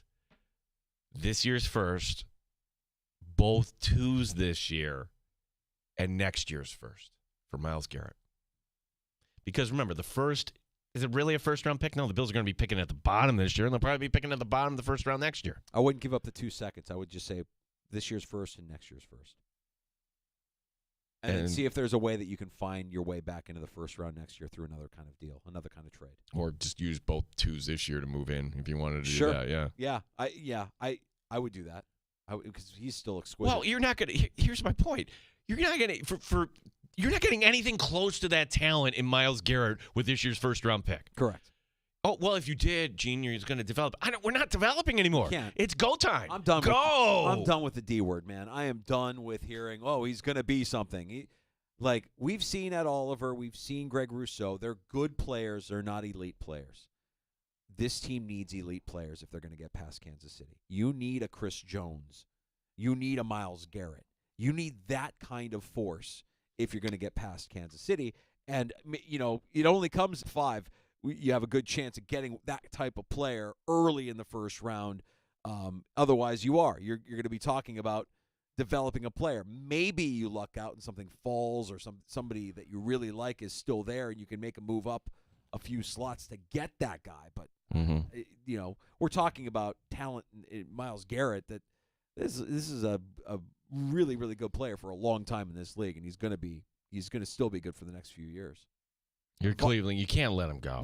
No, you can't. It'd be insane if they let him go. But dysfunctional teams do dysfunctional things. Well, if it's a player dictate thing, what's he going to do? Not show up? He's under contract. Yeah, right. I don't know. I doubt that's something that we'll talk about it because it's sexy. It's fun to talk about it. By the way, speaking of Pete Carroll, can we get a reunite? Can we get Russ back in Pete Carroll's offense? I can't. I know people are bringing that up. I love it. Pete Carroll couldn't wait to get rid of him. Russell Wilson is there. Sierra, his wife, she can get a residency and perform at one of the hotels or casinos. Yeah, I like that. It's not going to mean that they win more games, but it'll be fun. He's the fourth best quarterback in that division, Danger. Yeah. By far. Bo Nix is better today than Russell Wilson. Correct. Andrew Mossbrooks, you'll hear him on the call tonight with Don Stevens from Blue Cross Arena as the Amerks host the Utica Comets, joining us to preview that matchup next. And we want to get Mossbrooks' first-hand account of the line brawl that occurred Saturday night between the Amerks and Hartford. We'll get to Mossbrooks next on The Fan. You're listening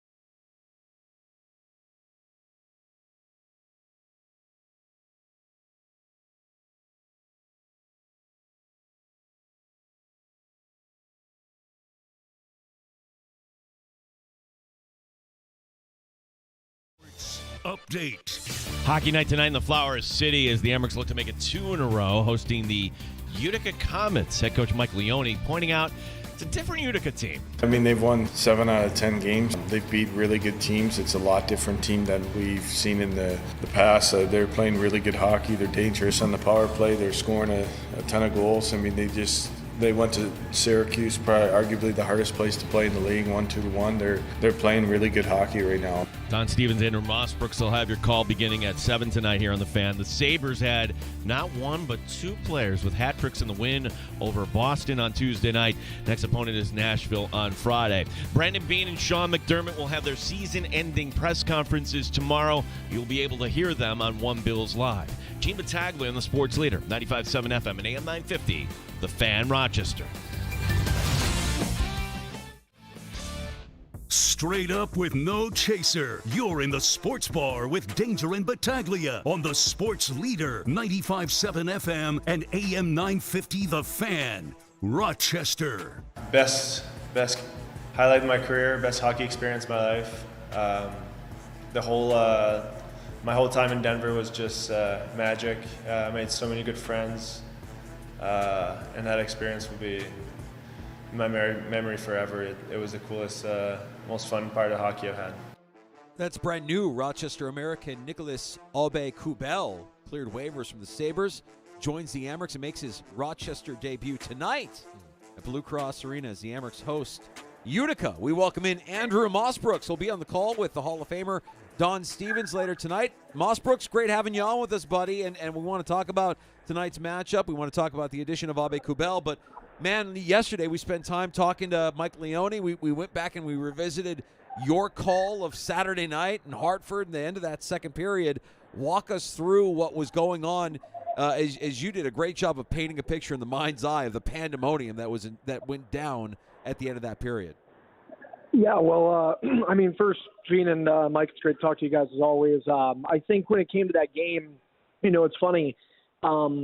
2 teams that don't see each other a lot, but if you rewind to November, their prior meeting, there was an incident where defenseman Ben Harper from Hartford had essentially elbowed Felix Sandstrom in the goalie mask, and he ended up missing a couple of games as a result of that. And then Ben Harper was not in the lineup for Hartford this past Saturday, but you had a sense that there was going to be some carryover. Hockey players have a short-term memory when they need to, but they don't forget the things they don't want to.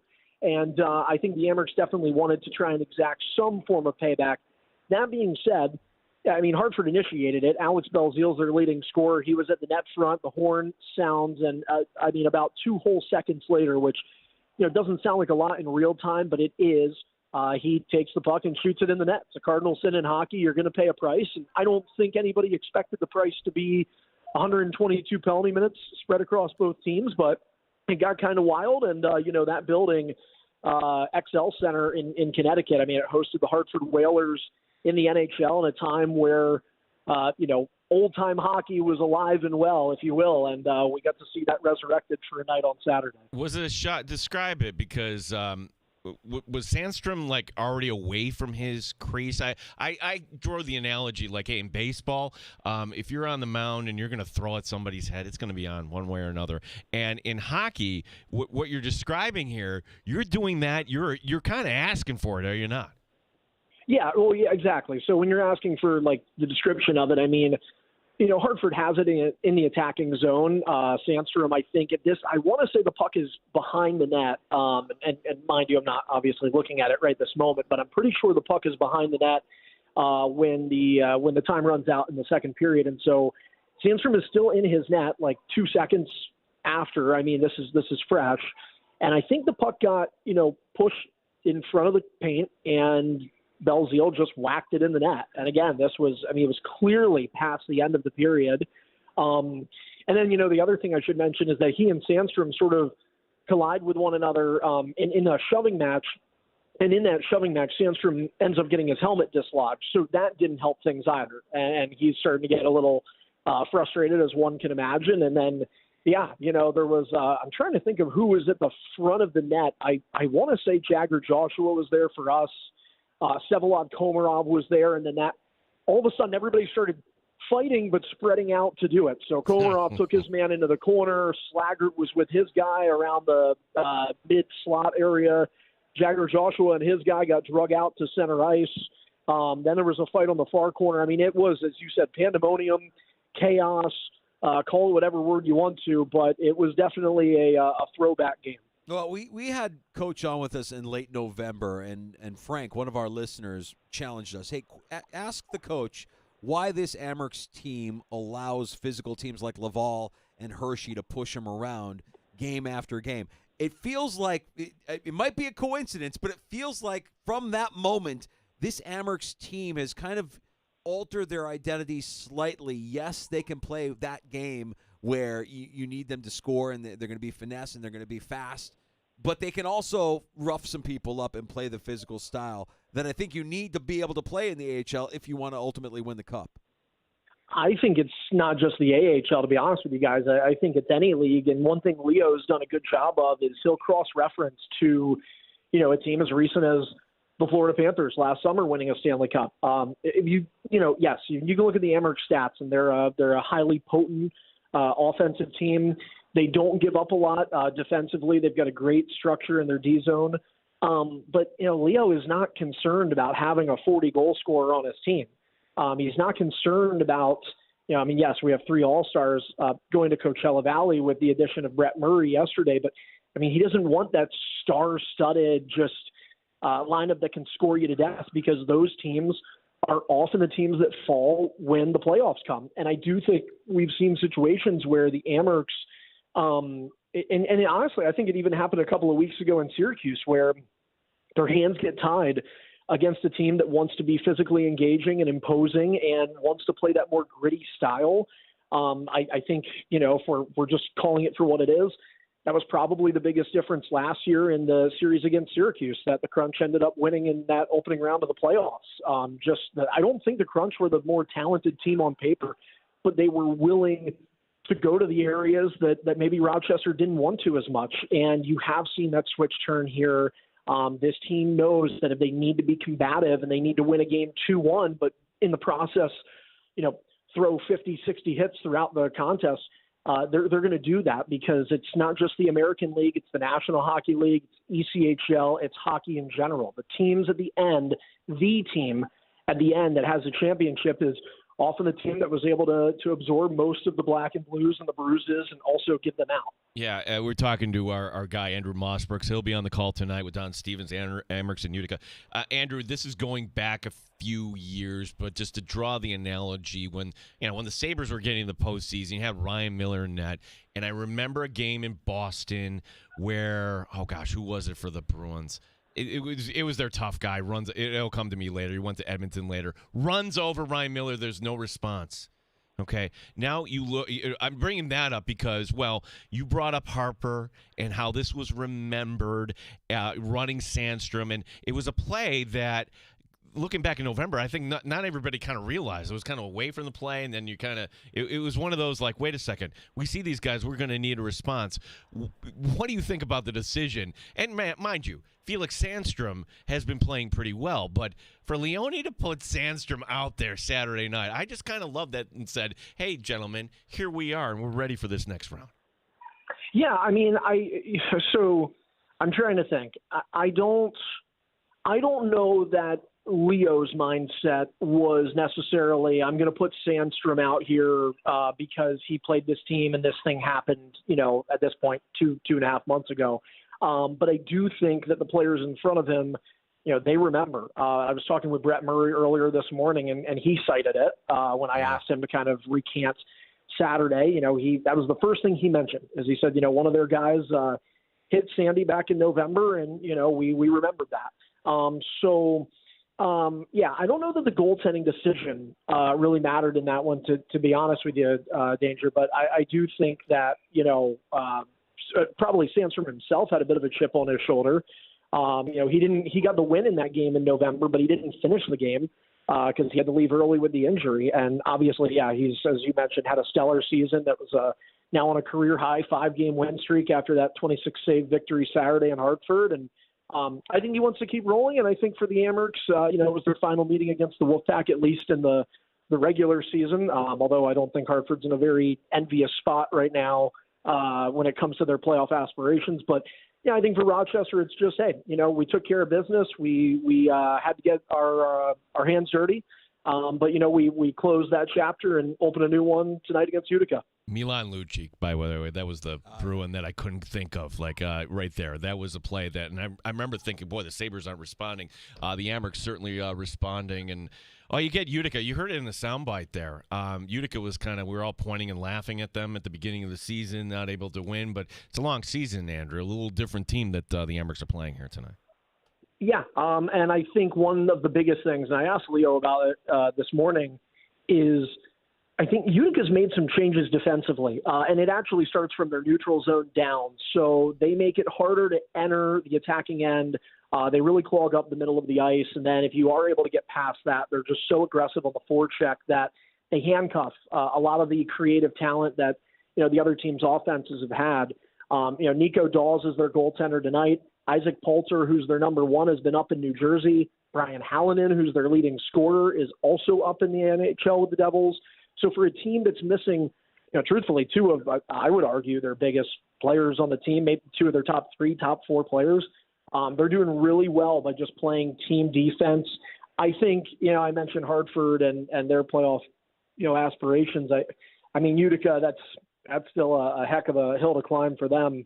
But the thing with this league is, and this is where, I was making comparisons to AHL versus NHL. Here's where the leagues vastly differ, is in this league, you were playing teams in your division so much. And the opportunity to take advantage of, what we would call those 4-point swings, right? If Utica gets a win tonight, they're 20 points back of the Amherst. In no world in the NHL as a team, 20 points out on the cusp of February, often making the playoffs. But here, they win tonight, they win in regulation. Okay, now you're 18 back. And more importantly for them, now you're getting closer to single digits back of the first team outside the playoffs. I don't think Utica has any shot of winning the North Division. And while I think their playoff odds are long, they play in a league and in a division where, you go on a 4 or 5 game win streak like they recently had, those standings start to look really different. So this team's got games in hand on 4 of the other 6 teams in the division. They've got half a season left to play. I don't think this team's giving up. And their recent success, you look at the last 10 games, 7 wins. You look at the last 8, they've won 6. That recent success would indicate they're probably not done trying to fight. And the Amherst are going to have a desperate hockey club to face them tonight. Nicholas Aube-Kubel makes his debut for the Rochester Americans tonight at Blue Cross Arena just after 7 o'clock. We'll have Puck Drop for you here on the Fan Rochester. We're joined by Andrew Mossbrooks. We'll be on the call with the Hall of Famer Don Stevens on Aube-Kubel. I mean, he was released by the Sabres because he wasn't having a very good season. So what player are the Amherst getting here into their lineup in Nicholas Aube-Kubel, who has that experience, as we heard at the beginning of our conversation, Andrew, with the Colorado Avalanche and a Stanley Cup in his possession? Yeah, I mean, I think you kind of said it right there, right? They're getting a Stanley Cup champion, and the Amherst don't have that on their roster. At least they didn't until now. So, you're getting a Stanley Cup winner. You're getting a guy who has played professionally for what is now his 9th season, 300-plus games in the NHL, and, of course, again, that run 3 years ago with the Avs in 2022. But you're getting a hungry player. Talking with Aube-Kubel this morning, I mean, let's call it for what it is, and I mean this in the best of ways. He doesn't want to be here. He doesn't want to be in the AHL. He wants to be playing in the National Hockey League where he's spent the bulk of his career.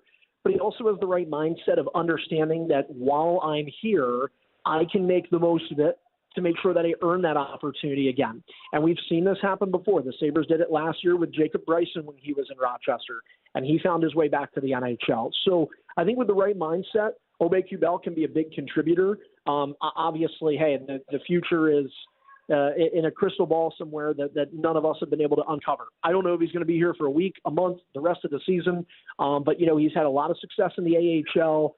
It sounds like based on what Leone was saying this morning, you're probably only going to see him in 5-on-5 situations tonight. I don't think Kubel is going to find his way onto the power play or on the PK. That could change perhaps as the game goes on. But I think the Amherst will have an effective player who can chip in offensively.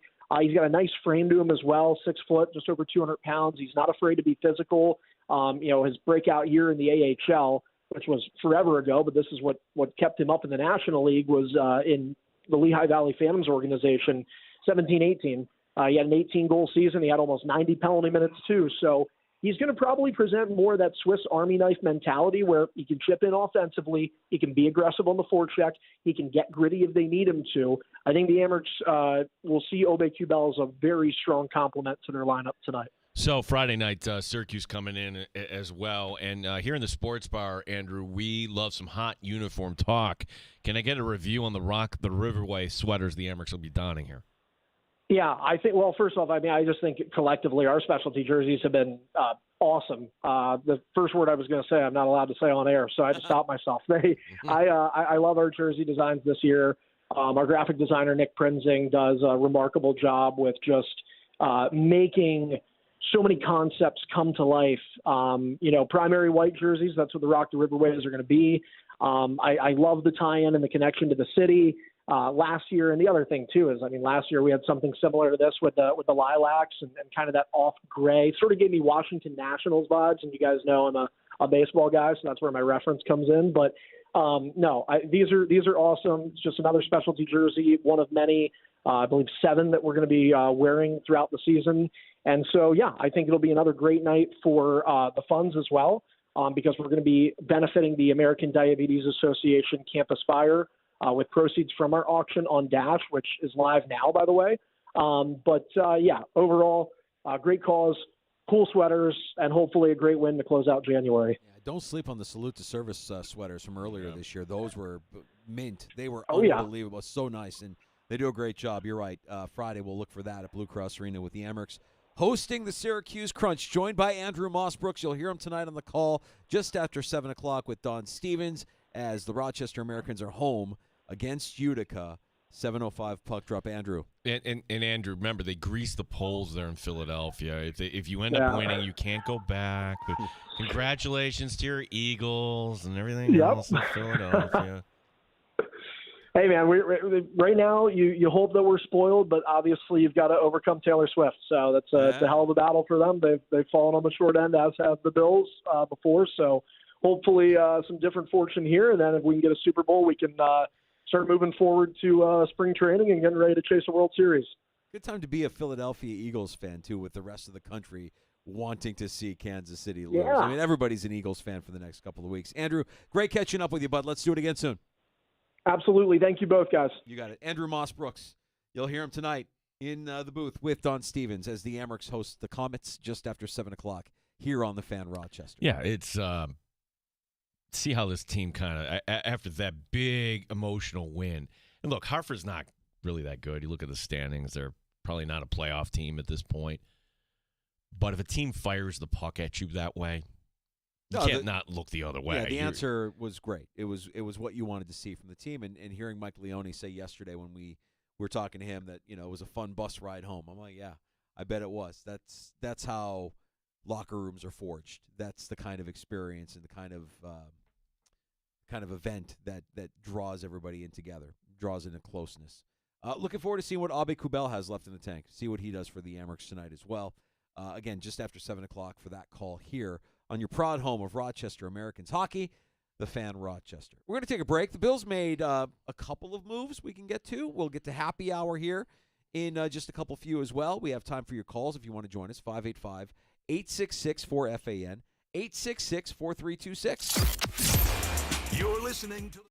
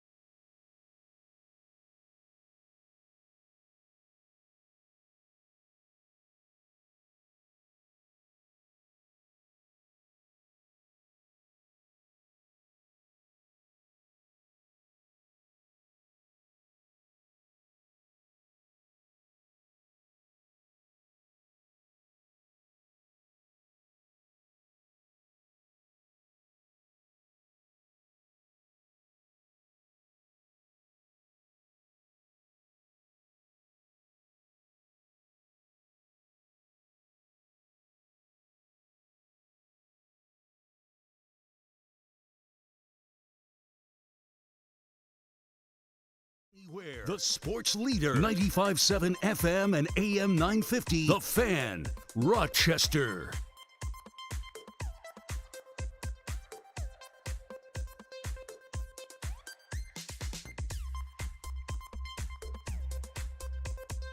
What's it going to take? And then you start thinking, because we got a ton of draft picks, we're right at the cap. We can create some cap space if we need to, but so now here we are. So we're going to get a guy at 30 or whatever, maybe bundle some picks, move up. But if you move up, you can't move into the top 10. There's just you have to give away a mountain of assets. Some of them you don't care about giving up, but some of them it's like, gosh, to get into the top 10 for a guy who might be, could be, maybe is the right guy. That's a big add. Oh my gosh, I can't believe I'm talking about this. Yeah. Steve Tasker earlier today on One Bills Live. Draft season. We're talking about the draft. It's not even February, but we're turning the page. We're turning the page, and where the draft starts, it's Tennessee, and you would figure they're gonna go quarterback, right? I mean, hell, Will Levis was a second rounder. Will Levis last season, okay? There's two metrics, right? The main ones, QBR, and also the other one, the passer rating. Passer rating, he was 33rd in the league. How many teams are there? 32. 32. Yeah. As far as QBR, he was 42nd. 42nd. So Will Levis kind of realizing, hey, maybe I'm going to need some work. Story coming out today that he's hired the QB guru himself, Jordan Palmer. Now, Jordan Palmer, the difference here, Danger, he started working with Josh Allen entering the draft. And Josh Allen, off-season to off-season to off-season. I would just kind of ask Will Levis, you're just kind of getting around to this now because, dude, I'm sorry. It's a little too late. You're out of a job here. Well, he might be out of a job, but I don't think it's a little too late. I think Will Levis, if he corrects some of these mistakes, if he works on his footwork, his mechanics, the things that have given him these horrific stats, I'm not saying his career is over in the NFL. There's going to be a team hungry for a quarterback that sees Will Levis with the tutelage of Jordan Palmer as maybe a little bit of a project, but a risk worth taking because if he hits, he's your franchise quarterback. And we just saw this season with Sam Darnold.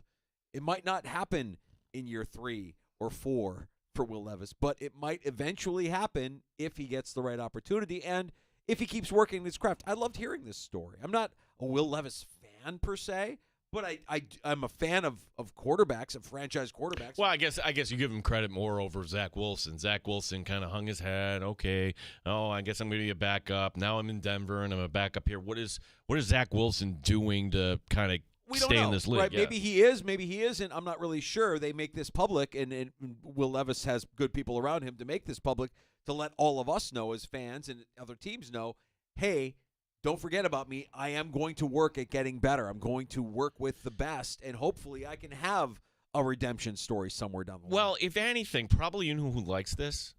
Actually, Tennessee. Not for the reasons you would think, because I'm sure at some point in the spring there's going to be some video, and you're going to see this like, wow, look at this work. Why wouldn't the Titans just take Carter from Penn State? Yeah.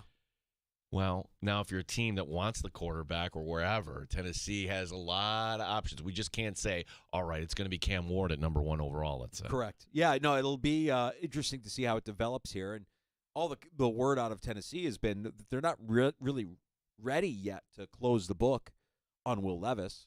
But I think you have to say that. You have to kind of like leave everybody in the dark as far as like what your lean is for the number 1 overall pick. Add more value to it that way, right? So I saw that, and I'm like, oh, good for Will Levis. I think that's a step in the right direction. And maybe he has a redemption story after working with the quarterback guru. We certainly saw Josh Allen make improvements after working with Palmer. Do we see Josh Allen on the golf course?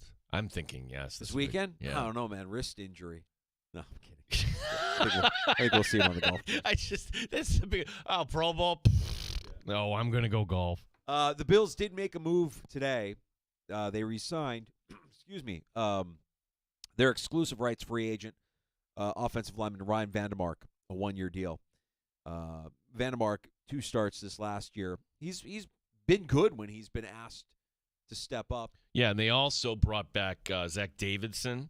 He was a tight end. I liked Zach Davidson when you see him at camp, but couldn't ever get that third tight end position. Quentin Morris brings a different skill set. So Zach Davidson, you'll see at Fisher, and Shane Buechele is back. So how many quarterbacks now are going to be on the roster? Because Mike White was also signed. Yeah. So you're going to have him and Trubisky's a free agent. Does this mean in the end Is for your Trubisky guy? a free agent? I don't know that he is. I don't think he is. Or no. You know what it is? If they move off of him, they would have a little bit of savings. If they move off of Trubisky. Mm-hmm. Okay. So, maybe you have Mike White as your QB2 next season with Buechele as your 3.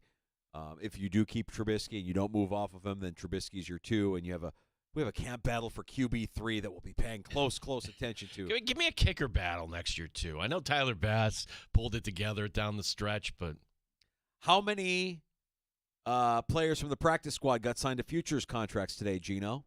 8? 10? 9 times. Oh, 9. I'll give you the list. Cornerback to Corey Couch. Offensive lineman Mike Edwards. Frank Gore Jr. Yeah. Offensive lineman Richard Gorage. Wide receiver KJ Hamler. Like Hamler a lot. We had him on the show. Cornerback Daquan Hardy. Defensive tackle Zion Logue. Jalen Virgil, the wide receiver. And Camp Darling, wide receiver Tyrell Shavers will be back. They're all on Buffalo's 90-man off-season roster. You know we're going to be back where we're going to be like, Tyrell Shavers. Looks good. He had that big touchdown. Yeah, looks good. Who could be battling for a top spot in the wide receiver corps? It's Tyrell Shavers. He's back. So Sean McDermott lighting a candle. You already know. Yeah, you already know. Yeah, he's lighting a candle. He's so excited. Sean McDermott.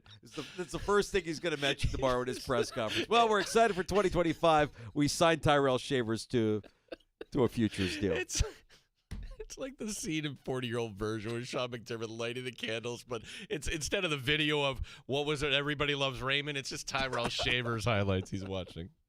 We'll get to happy hour next in the sports bar. It's been a crazy 24 hours for this guy standing across from me here. Dude, and you...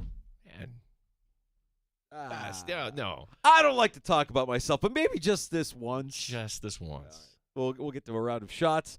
And we have time for your calls. We've been taking them all day. 866-4FAN. What question would you ask Brandon Beane at tomorrow's press conference if you had the opportunity to ask the Bills GM a question at his end-of-season presser? We'll love to hear from you at 866-4326. More next on The Fan.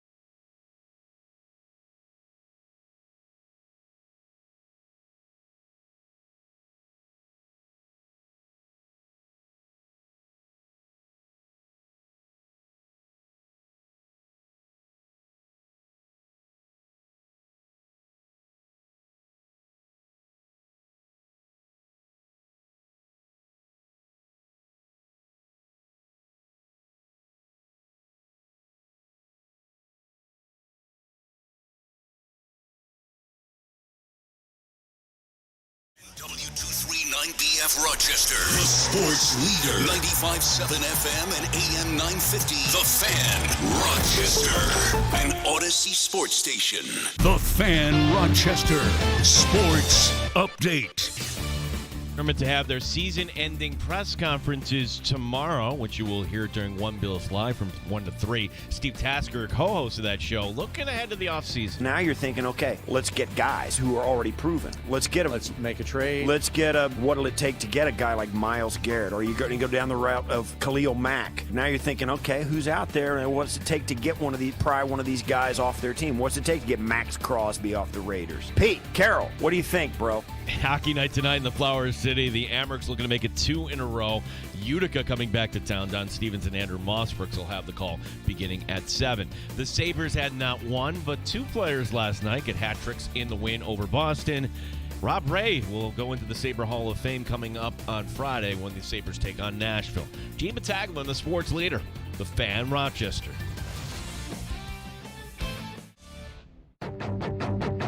The Sports Bar with Danger and Battaglia. As long as Josh Allen is playing for the Bills, I will always believe they have a chance at winning a Super Bowl. And I do think one day we'll look back and have a lot of great feelings for this season. It's just way too soon, go Bills or whatever. Mike Danger. With Kansas City, I would say they're just a little bit better. And I think the only way you get over on that is by just improving. And this is another loss, unfortunately, for Josh Allen, for Sean McDermott. But it's going to make them better. They're going to be better long-term for the struggle, and eventually you hope a breakthrough happens. Gene Battaglia. You're all hungover, right? You had a great night, meaning the night here being the season, and whether it's an IPA or a box of wine, you took it all down, and now it's the morning after. You need to dry out. I think Bills fans just need to dry out. Oh, yeah. 95.7 FM and AM 950, The Fan, Rochester. The Dandalorian just aggressive with the sound effects in the open today. Come on, it's happy hour. Somebody might be listening, getting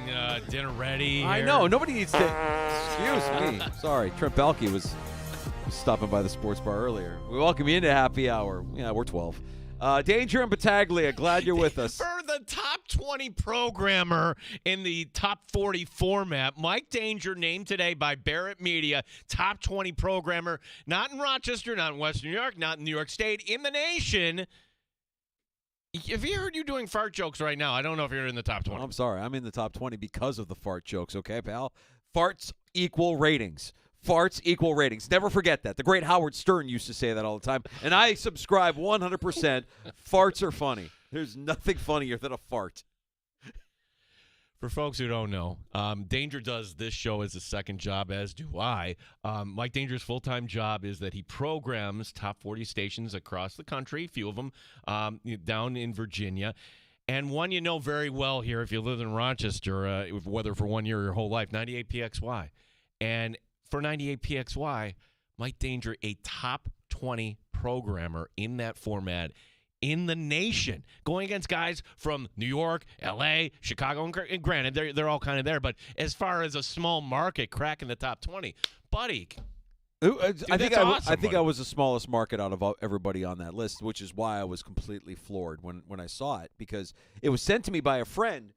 And it was a text thread that I'm in with a bunch of other industry guys that do the same kind of stuff that I do. And she just said, hey, congratulations. And, I thought she was talking about some of the other guys that were on this text thread. So I go to open it up, and I'm scrolling through the list of names, and they're all people that I respect and admire and have admired for most of my life. And I know, okay, there's the guy from New York, and there's the person from L.A., there's Chicago, there's Boston, there's my boss who works in Milwaukee, okay? And I'm just going through all of the names, and then I get to the very end of the list, and I see my mug at number 20. I'm like, you're kidding me. Are you serious? They didn't tell you this was coming? No, I had absolutely no heads up, other than these awards have been going out across our industry for, a couple of weeks now. And it's smart by the website, the company that did it, because it's great marketing. What do we always do when you win an award? You share it. Now more people know about this Barrett Media, which was previously just sports media. They just covered what we do, sports talk, and they host a convention every year. Jim Rome is the keynote speaker at the summit and blah, blah, blah. And Now, because there's been so many industry trade websites that have kind of gone dark, is an opportunity for him to expand, and he has expanded, and the way he's expanded is by dishing out these awards, knowing that guys like me will be like, hey, I'll go ahead and pat myself on the back and share this with everybody, because that's what social media is for, right? We only present the best versions of ourselves. So when I shared it, I'm like, oh, he got me. But still honored and can't believe that they put me on this list with all of these people, that all of these other radio people, radio programmers that I admire and have admired for a very long time. That was something unexpected and cool, and I'm really happy for you, bud. Just now, kind of like Joe Brady and, the Bills joking around. Mike Danger, he's terrible at his job. If you're another market that wants Mike Danger to leave and join, you don't want him. Tell him about how difficult I am off the air. What a pain in the ass I am to deal with every day. Prima donna. Totally. Massive ego. Get out of my way. I want my vitamin D or my vitamin C and my Perrier. Listen, when we go on location, you big time people total come up big and timer. like, you Absolutely. you don't acknowledge. Just say what I am, Gino. Let everybody know I'm an a-hole. I'm a giant a-hole. I'm not going anywhere, pal. Where am I going? Honestly. You married the girl from Greece. You're right. here. That's right. I mean, not only a girl. Of course, I married the girl from Greece, Gino, 'cause she's Italian. Where am I going? Can't break the family up. Break my legs before I break the family up. I had a good morning. You, on the other hand, struggle city, pal, and I feel bad that you went through everything you went through last night after calling a great man. A little appreciation for my buddy Gene Battaglia over here, because I'm listening to the play-by-play of Fisher and Naz, and I'm like, as I'm listening to it, I'm like, I don't know there's anybody else in our community that can do what Gene Battaglia does, which is paint a picture in the mind's eye, call a great game, and do it with the consistency that you do it. I was like, Gino's he's got it locked down. You're way too kind. Two guys, Stevens and Mossbrooks tonight. They do a great job. They do a great job. They as are well. on the Amerks. Driving home, I got in a accident where kind of collided with a car on 490 when it was really sliding, and then my car's disabled, and I get rear-ended behind. So getting hit in two directions. Now I don't have a car, and I didn't sleep last night. So just a little grouchy, Mike Danger. And if anybody's been through this, no, I'm still waiting for the assessment, which means I don't have a car, and the car rental agency hasn't called me back because they don't have a car yet. Right. So, okay. Yeah, it's not a fun experience. It's not something that I wish on anybody to go through, but there's a couple of bright spots here. One, you're okay. I mean, like, the worst case scenario is you get into an accident and you're not here today because we're visiting you in the ER. I'm okay, and the two other parties involved are okay, too. Good. Glad everybody's okay. It's a massive inconvenience, but that massive inconvenience is far better than the alternative. And if that inconvenience includes you getting a new car out of the deal, Gino, I'm telling you, I rented a car last month for the first time in years. And it was a 2015. I'm sorry, it was a 2025. And it had all these bells and whistles that I didn't even know existed, because I've been driving my beat-up 4Runner from 2010. And, I won't get rid of it because I want to get to 200,000 miles and then see how much further I can push it. And I love it, but I recognized while driving this rental car, like, there's a lot of amenities that cars have today that are standard that I've never, ever had to deal with my car. So you'll be shocked at how much you'll enjoy your new car. I know how much your old car may have meant to you, but you'll get that new car, you'll be like, oh, yeah, this is an upgrade. I think it's a toss-up. Are they totaling it or not? I looked at Kelly Blue Book. I'm thinking this is right on the line here. Yeah. And again, if that happens, it's not the worst thing. You'll end up with a new car and but though I'm supposed to be the dad, the serious one. I'm not supposed to be the guy that gets in an accident. I'm supposed to avoid them. Yeah, but that's why it's an accident. You had it wasn't your fault. You didn't do anything wrong. No, it's just the car kind of skidded, That's right. and then bam. That's right. It'll happen. I went through it with before I bought my 2010 4Runner. I totaled a car with Joey Dryer Sheets, of all people, the guy that I talk about all the time in my neighborhood. Did not know that. Who was also in the pileup on 490 when I ended up totaling my old 4Runner. So I know the inconvenience, but again, you're okay, and because you're okay, that's really all that matters. Well, so now that's 2 nights where I really haven't slept. Oh, yeah. Yeah, and mind racing following the Bills' loss, and then you can't fall back asleep, and you're thinking of different things, and that could have gone wrong, and well, I mean, we kind of move on, but got up early, made the call. Well, I'll be good, Danger. You're cranky. I get it. And there might be some Bills fans listening that are still cranky based on the outcome of Sunday night. Tomorrow, I have a feeling, by tomorrow at this time, many Bills fans that are cranky are going to be fired up again. Because tomorrow we hear from Sean McDermott and Brandon Beane. And usually, they will say the things that you want to hear that will make you feel positive about the direction that this team is going to go. Is there a better GM when it comes to public speaking than Brandon Beane? He's pretty good, man. He's sharp. Yeah. He's a good orator. He's good speaking at public in front of crowds. He knows how to answer a question without giving up the actual answer. He's not lying, but he's not going to tell you everything. He can't tell you everything. We have a lot of questions that we would like to ask Brandon Beane, and some of them might get asked tomorrow by the Bills media reporters. But we would love to hear from you at 866-4326, 866-4FAN. If you had a question for Brandon Beane at the end of the season press conference, what would it be? And we can't forget where we were, right? Like I mentioned it earlier. Like, if you're upset at how the Bills season ended, I think that's fine. And take as much time as you need to be pissed off about it. But also, don't look back at this season with anything but pride. I mean, yes, you didn't get the ultimate goal, but think about every moment of joy that this season's Bills brought you when you consider they weren't supposed to be this good. They weren't supposed to be in the AFC Championship game. That's the thing. Where this hurts now, and you realize, okay, it was an opportunity where you're 3 points away, and you're thinking, woulda, coulda, shoulda. How you even got to this point? This was supposed to be the rebuilding year, and you're right there. And now you're in a position where the cap isn't disastrous. Right. You can do some things. If that was a retooling year, what does it look like when you're not retooling? Maybe you do just get a little bit better than Kansas City, and you can finally get over the hump in 2025. Maybe. We'll see. But that's what tomorrow signifies. In my mind, it signifies the turning of the page and a look ahead to what's next. And every team has to go it, even the Chiefs and the Eagles. They'll eventually have to go through it. And we shouldn't look back at this season in anger. I think there's, and Florio said it yesterday when we had Michael F. Florio on with us. He's like, I know that we're going to have a lot of memories from this season, but I'm still not there just yet. Take as much time as you need, but recognize that tomorrow at this time, I think a lot of people are going to feel a lot better about the direction of the Buffalo Bills based on what we hear from Brandon Beane and from Sean McDermott. Yeah, you can interact with us, 866-4326, 866-4FAN. If you had a question you wanted to ask Brandon Beane, and we can kind of put that forward to our guys. I'm going to look at it a different way. I'm going to tell you 3 things that he's going to do in the press conference tomorrow. Okay. And you tell me if you agree, if I'm going to get all 3 right. He's going to start out, and this is a public speaking thing. Empathy goes a long way.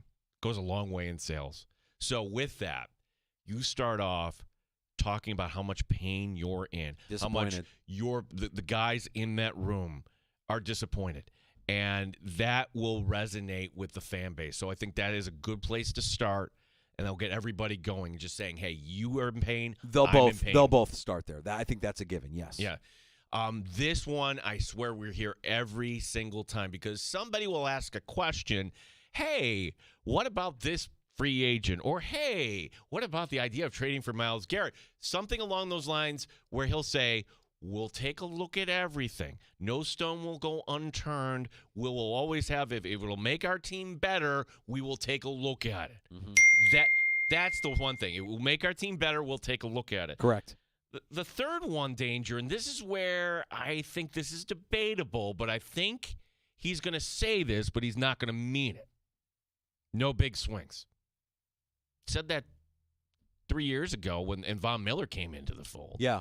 He's going to put that out there. No big swings here for the. Yeah, no big swings. Swings means expect a big swing at some point. Max Crosby, Myles Garrett. I want people to understand that we've got other things. We got to sign our draft picks. Yeah. I do a pretty good Brandon Bean. Not too bad. Yeah. 866-4326. Also on X at the Fan Rochester. Chris in South Central Kentucky. With some top-end free agent wide receivers, would you consider signing one of them rather than either re-signing Cooper or taking a wide receiver in the first couple of rounds? I don't think Cooper comes back unless it's some sort of, bargain basement deal, possibly. But I also think you have an opportunity with Coleman, with Shakir, with whoever you decide you want to draft. If you draft a wide receiver, to keep it young, keep that position young for the team, I think makes a lot of sense. Wide receiver is also a position that some team is going south. Cleveland shed Amari Cooper, so you can go that route too, where you get the mid. You forget Amari Cooper he's never been to St. John Fisher. Yacht Rock John wanted to ask Brandon Bean if he could make 2 changes to the team, one on offense and one on defense, to make the team more competitive for next season. What would they be? John, that's a question that Brandon Bean would deflect and go to if it makes our team better. We're always going to take a look at all areas. Where John is going, he wants hey, we need to get the secondary figured out here. Yeah, well, I would like to ask which position group will command his attention the most this offseason. I want to kind of see what he has to say about a Josh Allen contract extension, because that will free up a lot. You want to take a big swing? Well, that would be step one. Lower that figure. I also think when you have over $40 million in cap spent, which puts you 7th highest in the league, when will we begin to see a return on investment from the defensive line? Just not getting it. Yeah, you're spending top 10 at that position group, and you're just not getting it, in my opinion. 866-4FAN is our phone number. 866-4326. Justin in Irondequoit has some ideas. What's up, Justin? How you doing, guys? Thanks for taking my call. I'm just thinking, from an overall strategy standpoint, kind of like what this year proved. And to me, what this year proved is that as long as we have a competent top 10 offensive line and Josh Allen, that we're going to be able to put up the points we need to put up. So it's taking that as a kind of an assumption. I'm looking at the defense and thinking about what we need to do to stop these quarterbacks. And it looks like in the playoffs, most of the times what breaks backs is a quarterback who can sit in the pocket and then realize when nothing's there, take it off and get those third downs, just like Mahomes was doing. So, like a Caleb Williams, a Jaden Daniels, a Jalen Hurts, Josh Allen, even Drake May in division. I'm thinking we need to figure out a way to keep these guys in the pocket and just, force them to make a throw they don't want to throw and not allow them to get those easy third down on their legs. Sounds like I'll hang up and listen. Yeah, thanks, Justin. Sounds like what you're saying there is more pressure in the middle of that defensive line, because you don't want guys to step up while you collapse the pocket. And look, Ed Oliver was great in the Detroit game. This is isn't this always the thing with Ed Oliver? You see it, but you always want more. And now you realize, Daquan Jones, another year. Do you even entertain that? You've got other free agents like Carter showed some flash, but he wasn't even available at the end of the year, the 3rd-round pick. So, yeah, that is an area, the defensive tackle, I would say, where you could say, I think they bring back Matt Milano. I know that's an area where you're going to look at the contract, be like, is that really going to be worth it? But I'm curious to see what Matt Milano, full off season of health, could do for this team. At minimum, you have guys that know where they need to be. And Milano was fantastic in the Baltimore game. I think that defensive line is always going to be under the microscope in this defense. And I'll say this too. What was the strength of this defense before? It wasn't the defensive line. It was Poyer and Hyde. It was starting from the back end. You don't have a Poyer. You don't have a Hyde. We like Taylor Rapp. We like DeMar Hamlin. Boy, Taylor Rapp, through the course of the season, saved this defense a lot of points with just pure effort. That's true. I mean, I think that loss was significant. Him not being out there against Kansas City for as much of an effort as Cole Bishop gave, and as nice of a story as DeMar Hamlin is, I think Rapp is a part of that defensive backfield. I think he's part of the secondary. But Cole Bishop needs to take that next step. When I'm seeing Cooper DeJean, these are the comp things. When I see guys that we liked in the draft process go somewhere else, I'm like, You don't have a Kyle Hamilton back there. You don't have a Cooper DeJean back there. Maybe Bishop looks more like that next year. through his play, but we didn't see it in the limited reps he got this year. And I like Rapp. I've always liked Rapp. I think Rapp needs to stay healthy, and I think Rapp, through his effort that you saw many times this season, bailed out this defense on more than one occasion. No doubt about it. And you're going to have to come up with four corners you can trust. I mean, you like Jamarcus Ingram, right? Well, he wasn't out there at all. No, you went with Kyrie Elam. Kyrie Elam's not on this roster next year. Oof. There's a question. What's your evaluation process going to be for your first-round draft pick at pick 30 this year? Or are you going to get out of that pick again with a trade to Kansas City? Oh. Well, I think the way you phrase it is the idea that this team is that close. Are you spending the pick on somebody who will help you win games now, the player that is most ready? Yeah. I mean, that's one I don't think you can kind of – and he might default. I don't know how he would answer. Would he default to just the best player, Well, tomorrow, after you hear from both Sean McDermott and Brandon Beane during One Bills Live, we'll have a reaction from 13 Wham Sports and Buffalo Plus's Dan Fates as he joins us every Thursday at 3:25. And Alex Brasky, the Batavia Daily News, will be on hand there. Bills Digest, we'll get his thoughts on the end-of-season press conference. So both were Brasky was out. He actually drove to Kansas City, which that's a little – yeah. He went out. Took a couple days going back, and I guess, hey, if you're on a different sort of timeline and you can take a couple days to drive back, it might be kind of fun, right? He pulls over, he looks for something in his bag, and he notices red and yellow confetti in his bag. His laptop bag floating down. Some of it got in there. Yeah, that stings. You don't like that. I don't like that at all. But good for him for braving the elements and making a road trip to Kansas City in late January. That's not an easy thing. Kind of along those lines, did you see this? I saw it, but I didn't think anything of it. But Mike Catalana pointing this out. This is now the AI world we're living in. May you've seen that picture that kind of looks like, which really did happen. Josh Allen on the field after the loss. It's a fake picture. It's a fake picture. It's a fake picture. And SportsCenter put it out there. It's a fake picture. It's a 100% fake picture. It's a doctored picture. They took Allen and they superimposed it on the background from the 2020 championship game. It looks like the photo where Diggs is arms folded looking back. Yep, fake picture. Get used to it, pal. AI is making a lot of people lazy. They're gonna the work that they used to do. Just have the computers do it. Just have the AI do it. You and we came close. There was some inflammatory thing. We're like, oh my gosh, this will be great for the show, and then we realized, wait a second, that person never really said that. That's not real. Wow. Yeah. Yeah. You got to keep your guard up. We're gonna get to a round of shots next here on the Fan. Yeah, we will talk here a little bit about some of the things. Little baseball here on this cold winter afternoon. We have. Boy, a night we can actually be proud of calling the Sabres our home here as well. Fashion note for the Super Bowl as well. And Haley Steinfeld, look, we hear and we see a lot, right, of Taylor Swift. Josh Allen's girlfriend actually commenting on the Bills season. All right, we'll get to that and more next. A round of shots on the way. And last call, if you want to have the final word in the sports bar this afternoon, just join us at 585-866-4FAN, 866-4326. You're listening to the Sports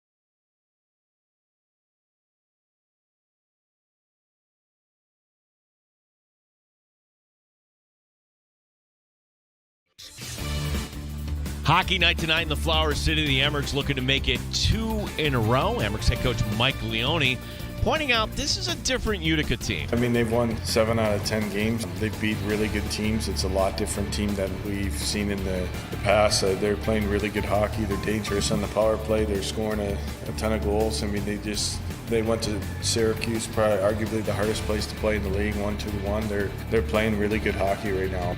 Amerks head coach Mike Leone will have the call tonight. Don Stevens, Andrew Mossbrooks beginning at 7 here on The Fan. Brandon Beane and Sean McDermott to have their season-ending press conferences tomorrow. You'll be able to hear that on One Bills Live. NBA tonight, highlighted by the Knicks hosting Denver. New York has scored 143 points in each of the last 2 games. Gene Battaglia and the sports leader, 95.7 FM and AM 950, The Fan, Rochester. From the field to the court to the rink, the sports leader is there. 95.7 FM and AM 950, The Fan, Rochester.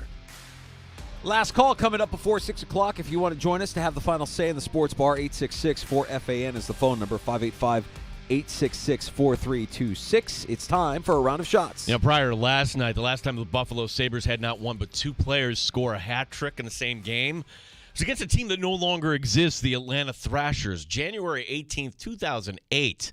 Derek Roy and Drew Stafford. Wow. Last night it was Tage Thompson, J.J. Paterka. 7-2 over the Bruins. Does that say more about the Sabres or more about where the Bruins are? The Bruins are in a rough patch here, yeah, for sure. Yeah, it's funny. Ottawa is in the top 3. I mean, this is what's maddening about the Sabres, right? For years during this drought, we've said, you need one of these powerhouse teams to take a step backwards. They're always the perennial teams that are in there, whether it's Boston or Tampa or Pittsburgh or whoever. One of them is down and down bad, but the Sabres can't capitalize. No. It's, unfortunately, Ottawa that's capitalizing and taking that spot. Yeah, Boston already hit the fire the coach card, so yeah. I don't know where they go from here. Right. Buffalo home Friday night against Nashville. Prior to the game, Rob Ray going into the Sabre Hall of Fame. Well deserved. That's a big accomplishment there for Rob Ray.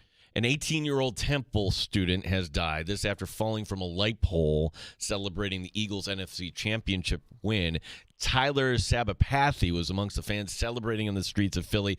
Video showing Sabapathy holding onto a street pole, slipping and then falling flat on his back, hitting his head on a concrete sidewalk. He was hospitalized with a brain injury and was pronounced dead 2 days later. So this is a terrible story, and I feel horrible for him and for his family.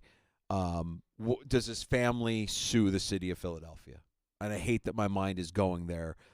Is this now, because this How is could you, this has become such a strange tradition that they have to grease the light poles so that people won't climb them.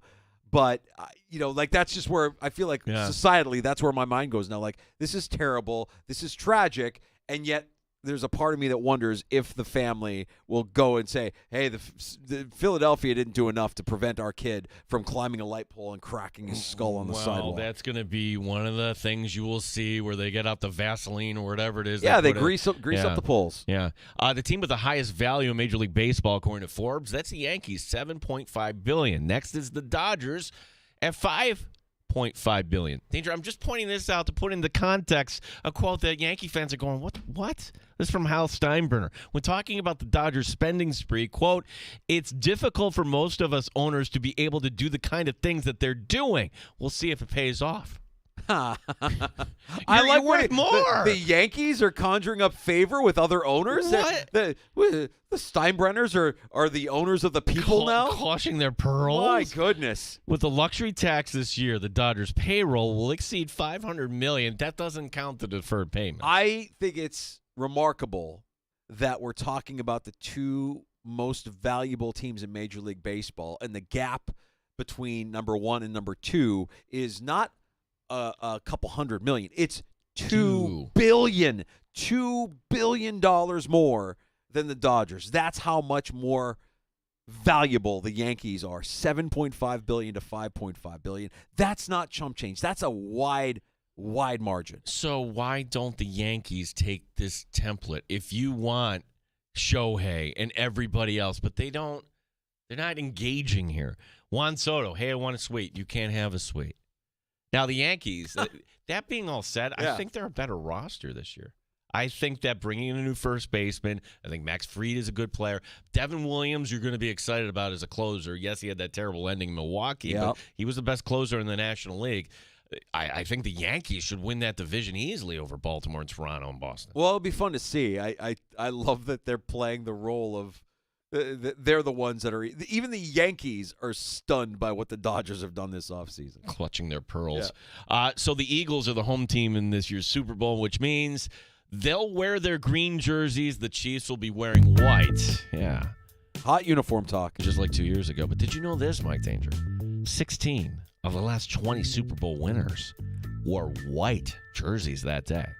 Now, of course, the Kansas City Chiefs, one of the 4 who didn't wear white last year, wearing red. So what does it all matter? It's not a bad uniform matchup, to be honest with you. You could do worse for uniform matchups in the Super Bowl. Can I just say this about Washington? Can they just do a rebrand again? They need to. I think a lot of, well, I know a lot of Washington fans who still call them the Redskins and won't stop calling them the Redskins. I'm not saying that they're going to revert back to their old nickname, but yes, a rebrand would be nice. Maybe could you, when you see the Denver Broncos in their old, you can't bring back that logo, well, I think but you can bring back that color, that scheme. Be careful what you wish for, though, too, because I thought what the Broncos did and what they wore for the majority of the season was hideous. Yeah. Hideous. But the throwbacks were exquisite. Yeah. But the rest of it, hideous. What they wore against the Bills in the postseason, hideous. The Bills playing Boise. Boise State, terrible. Yeah. We didn't hear from Josh Allen's fiance very often, Haley Steinfeld, but Haley Steinfeld did talk to E! News following the loss to the AFC Championship game to the Kansas City Chiefs. Steinfeld, quote, "To say the least, I am proud of that man. Everything he's done and everything the team has done together, he is the hardest working person I know." Somewhere Rachel Bush should be taking notes as to how to deal with the media and how to talk about your husband's team.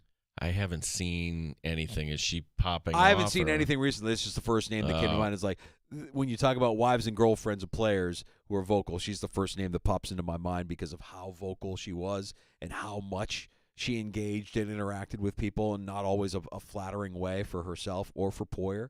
But, yeah, this is nice. I kind of dig that Josh, and I think part of what made Josh good this year is this kind of stability, this kind of steadying force. He's got a better half right now, and we'll see what this all looks like in the future, but you can't be anything but happy for the couple. Does she show up in Rochester? I think so. Unless she's his fiance, yeah. Unless she's shooting something, or she's busy. I mean, look, she's got her own thing going on. Is she as famous as if she just came with a baseball cap, sunglasses, and kind of was watching? Would people recognize her if she was just on her own? I think so. Yeah, I think so. I think she's got that kind of air of celebrity about her that if she was here, I think people would be like, oh, Haley's here today. I think it would draw attention, yes. And as I'm talking this out, that might be why we don't see her. We don't see her, right. Because she would be. I kind of respect that, too, because she does go to the Bills games, but you don't see her. She's kind of private. And I'm sure that when there's a red carpet that she needs to attend, that Josh will attend the red carpet, but not, as she has her moment, he has her. And this is healthy, by the way. Like when you're in a relationship, when you get married, there is no more mine and yours. It's ours. It's all ours. We work together. We are one. So this is how far back I go with the Bills. When Jim Kelly, who was, he wasn't as famous as Josh Allen is now, but he was the king of Buffalo. When he got married to Jill, it was very public. It was in Buffalo. It was a big thing. Photos. It was a lead story. Anybody that wanted to go down there. Kind of think this would be the opposite, right? Correct. Yeah. No, this is private, exclusive, right. Only a handful of people. If you're Josh Allen and you're the ultimate teammate, you can't just invite your guy Knox and Dawkins. Ooh. That's a tough one, right? Yeah. Well, I mean, we all go through it. Like, who do you invite to your wedding from work? I remember going through this and like, oh, there's some people here that yeah, I feel like I have to invite, but I really don't know if I should invite.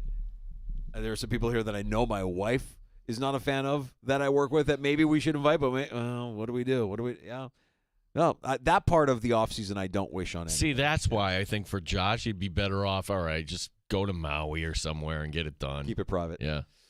There's shots in the sports bar with Danger and Battaglia. Hey, the Fan Rochester wants to send you and your buddies on the ultimate trip to Vegas. Air for 4 to Las Vegas. A stay at the Circa Resort and Casino, Las Vegas's premium sports viewing destination, and the biggest March Hoops party at Stadium Swim, plus $5,000 for each guest. That's $20,000 total to fund the ultimate viewing experience for the first 2 rounds of the college basketball championships in March. Winning is as simple as downloading the free Odyssey app, log in, listen to the Fan Rochester, or listen to any participating station each day for at least 1 hour. And that's your daily entry in our national contest. So we appreciate it when you download the free Odyssey app. And who knows, you could be spending the tournaments here in March in Vegas, where everybody wants to be watching the tournament.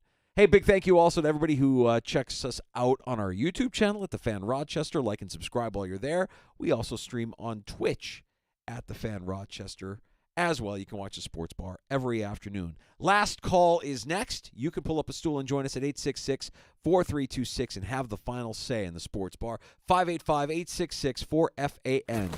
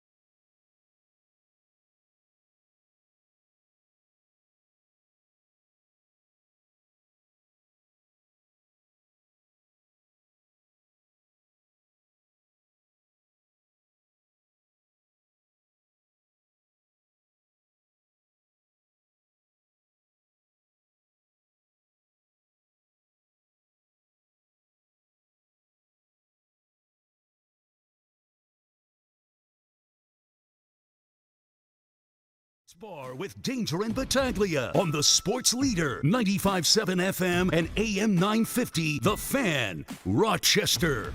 Fast, physical.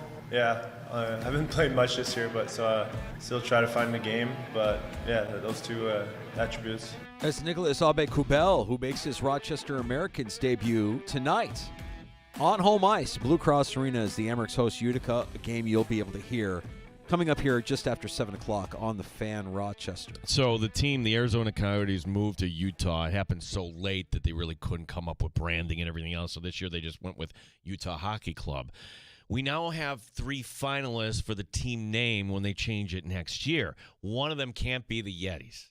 See, that bums me out. I thought for sure that was an automatic, and much like the Kraken in Seattle, there's marketing opportunities there, right? No? Except it's trademarked. So the cooler company wants nothing to do with the NHL. No, and maybe the owner didn't want to pay off the cooler company. Okay. All right, let me see if these strike you. Utah Mammoth. Finalist number 2, Utah Wasatch. What? The Wasatch Range. That is the mountains between Utah and Idaho. Very local. And the third finalist, Utah Hockey Club. Utah Hockey Club it is. Right. I just need them to change how they display in the ESPN app because it says club when they're playing somebody. You know, I don't care if you change it to UHC or just every time it's universal, it just says Utah Hockey Club. But when it's abbreviated, it just says club. And I'm like, I don't know what club. Oh, club. That's Utah. Okay, got it. Yeah. Yeah, I don't like those other two. Mammoth is too close to Avalanche for me. And I think of the Colorado Mammoth from the lacrosse league. Yeah, it's the same. Yeah, you don't want that. That's your rival. Yeah, I go Hockey Club. I don't know what the other one is. The what is it called? Wasatch Range. Wasatch? I think I'm saying that correctly. Yeah, see, if you can't pronounce it, then forget it. Forget it. You're not selling many sweaters. Utah Hockey Club it is. John in Rochester for last call. Hey, John. Hey, guys. Hey, Mike, congratulations. The top 20 programmer in the country? That's unbelievable. That's great. Yeah, they were drunk when they cast their ballot. That's I agree. That's the only way I don't can know come what up they're with it. I have no idea. Man, national ranking, that's pretty impressive, I got to tell you. Thanks. Just happy and humbled that Rochester made the list. That's right. That's right. But, you know, I was telling Gino, I don't feel too bad because you guys brought it up. They're going to look good next year, and they'll be another contender. And let's face it, we're used to losing big games. 4 Super Bowl losses, and during my career as a fan, I've watched 10 championship losses, or 10 championship games, I should say, and they were 6-4. Going back to the 60s, they were in 3 championship games. They were 2-1, and then after when they got into the NFL, they lost a total of 4 games with the AFL loss in the 60s. So they were 6-4 overall in these AFL and AFC championship games. So not bad, 6-4, and we're used to these big losses, and I don't feel too bad. Oh, that's why you're the optimist. That's John, the eternal optimist, John. We appreciate you as always. And on that note, can we turn the page? We will tomorrow because Brandon Beane and Sean McDermott are speaking to the media. And if they do what we think they're going to do, many of us are going to feel better about what the future looks like for the Buffalo Bills. We look to the future. Dan Fates, 13-win Buffalo Plus. Alex Brasky, Batavia Daily News, Bills Digest, and that audio as well from McDermott and Beane. Great afternoon here in the Sports Bar. If you missed any of it, if you missed Andrew Mossbrooks, if you missed P.J. Glasser with his winners for tonight's college basketball slate, get it wherever you get your shows. Search out the Sports Bar to listen to us in pod form. Thanks to the viewers on the YouTube channel at The Fan Rochester, to Derek the Pizza Dude, the Dandalorian, our bounty hunter of the finest audio in the galaxy. JR Sport Brief next on The Fan. You're listening to the Sports Bar with Danger and Battaglia.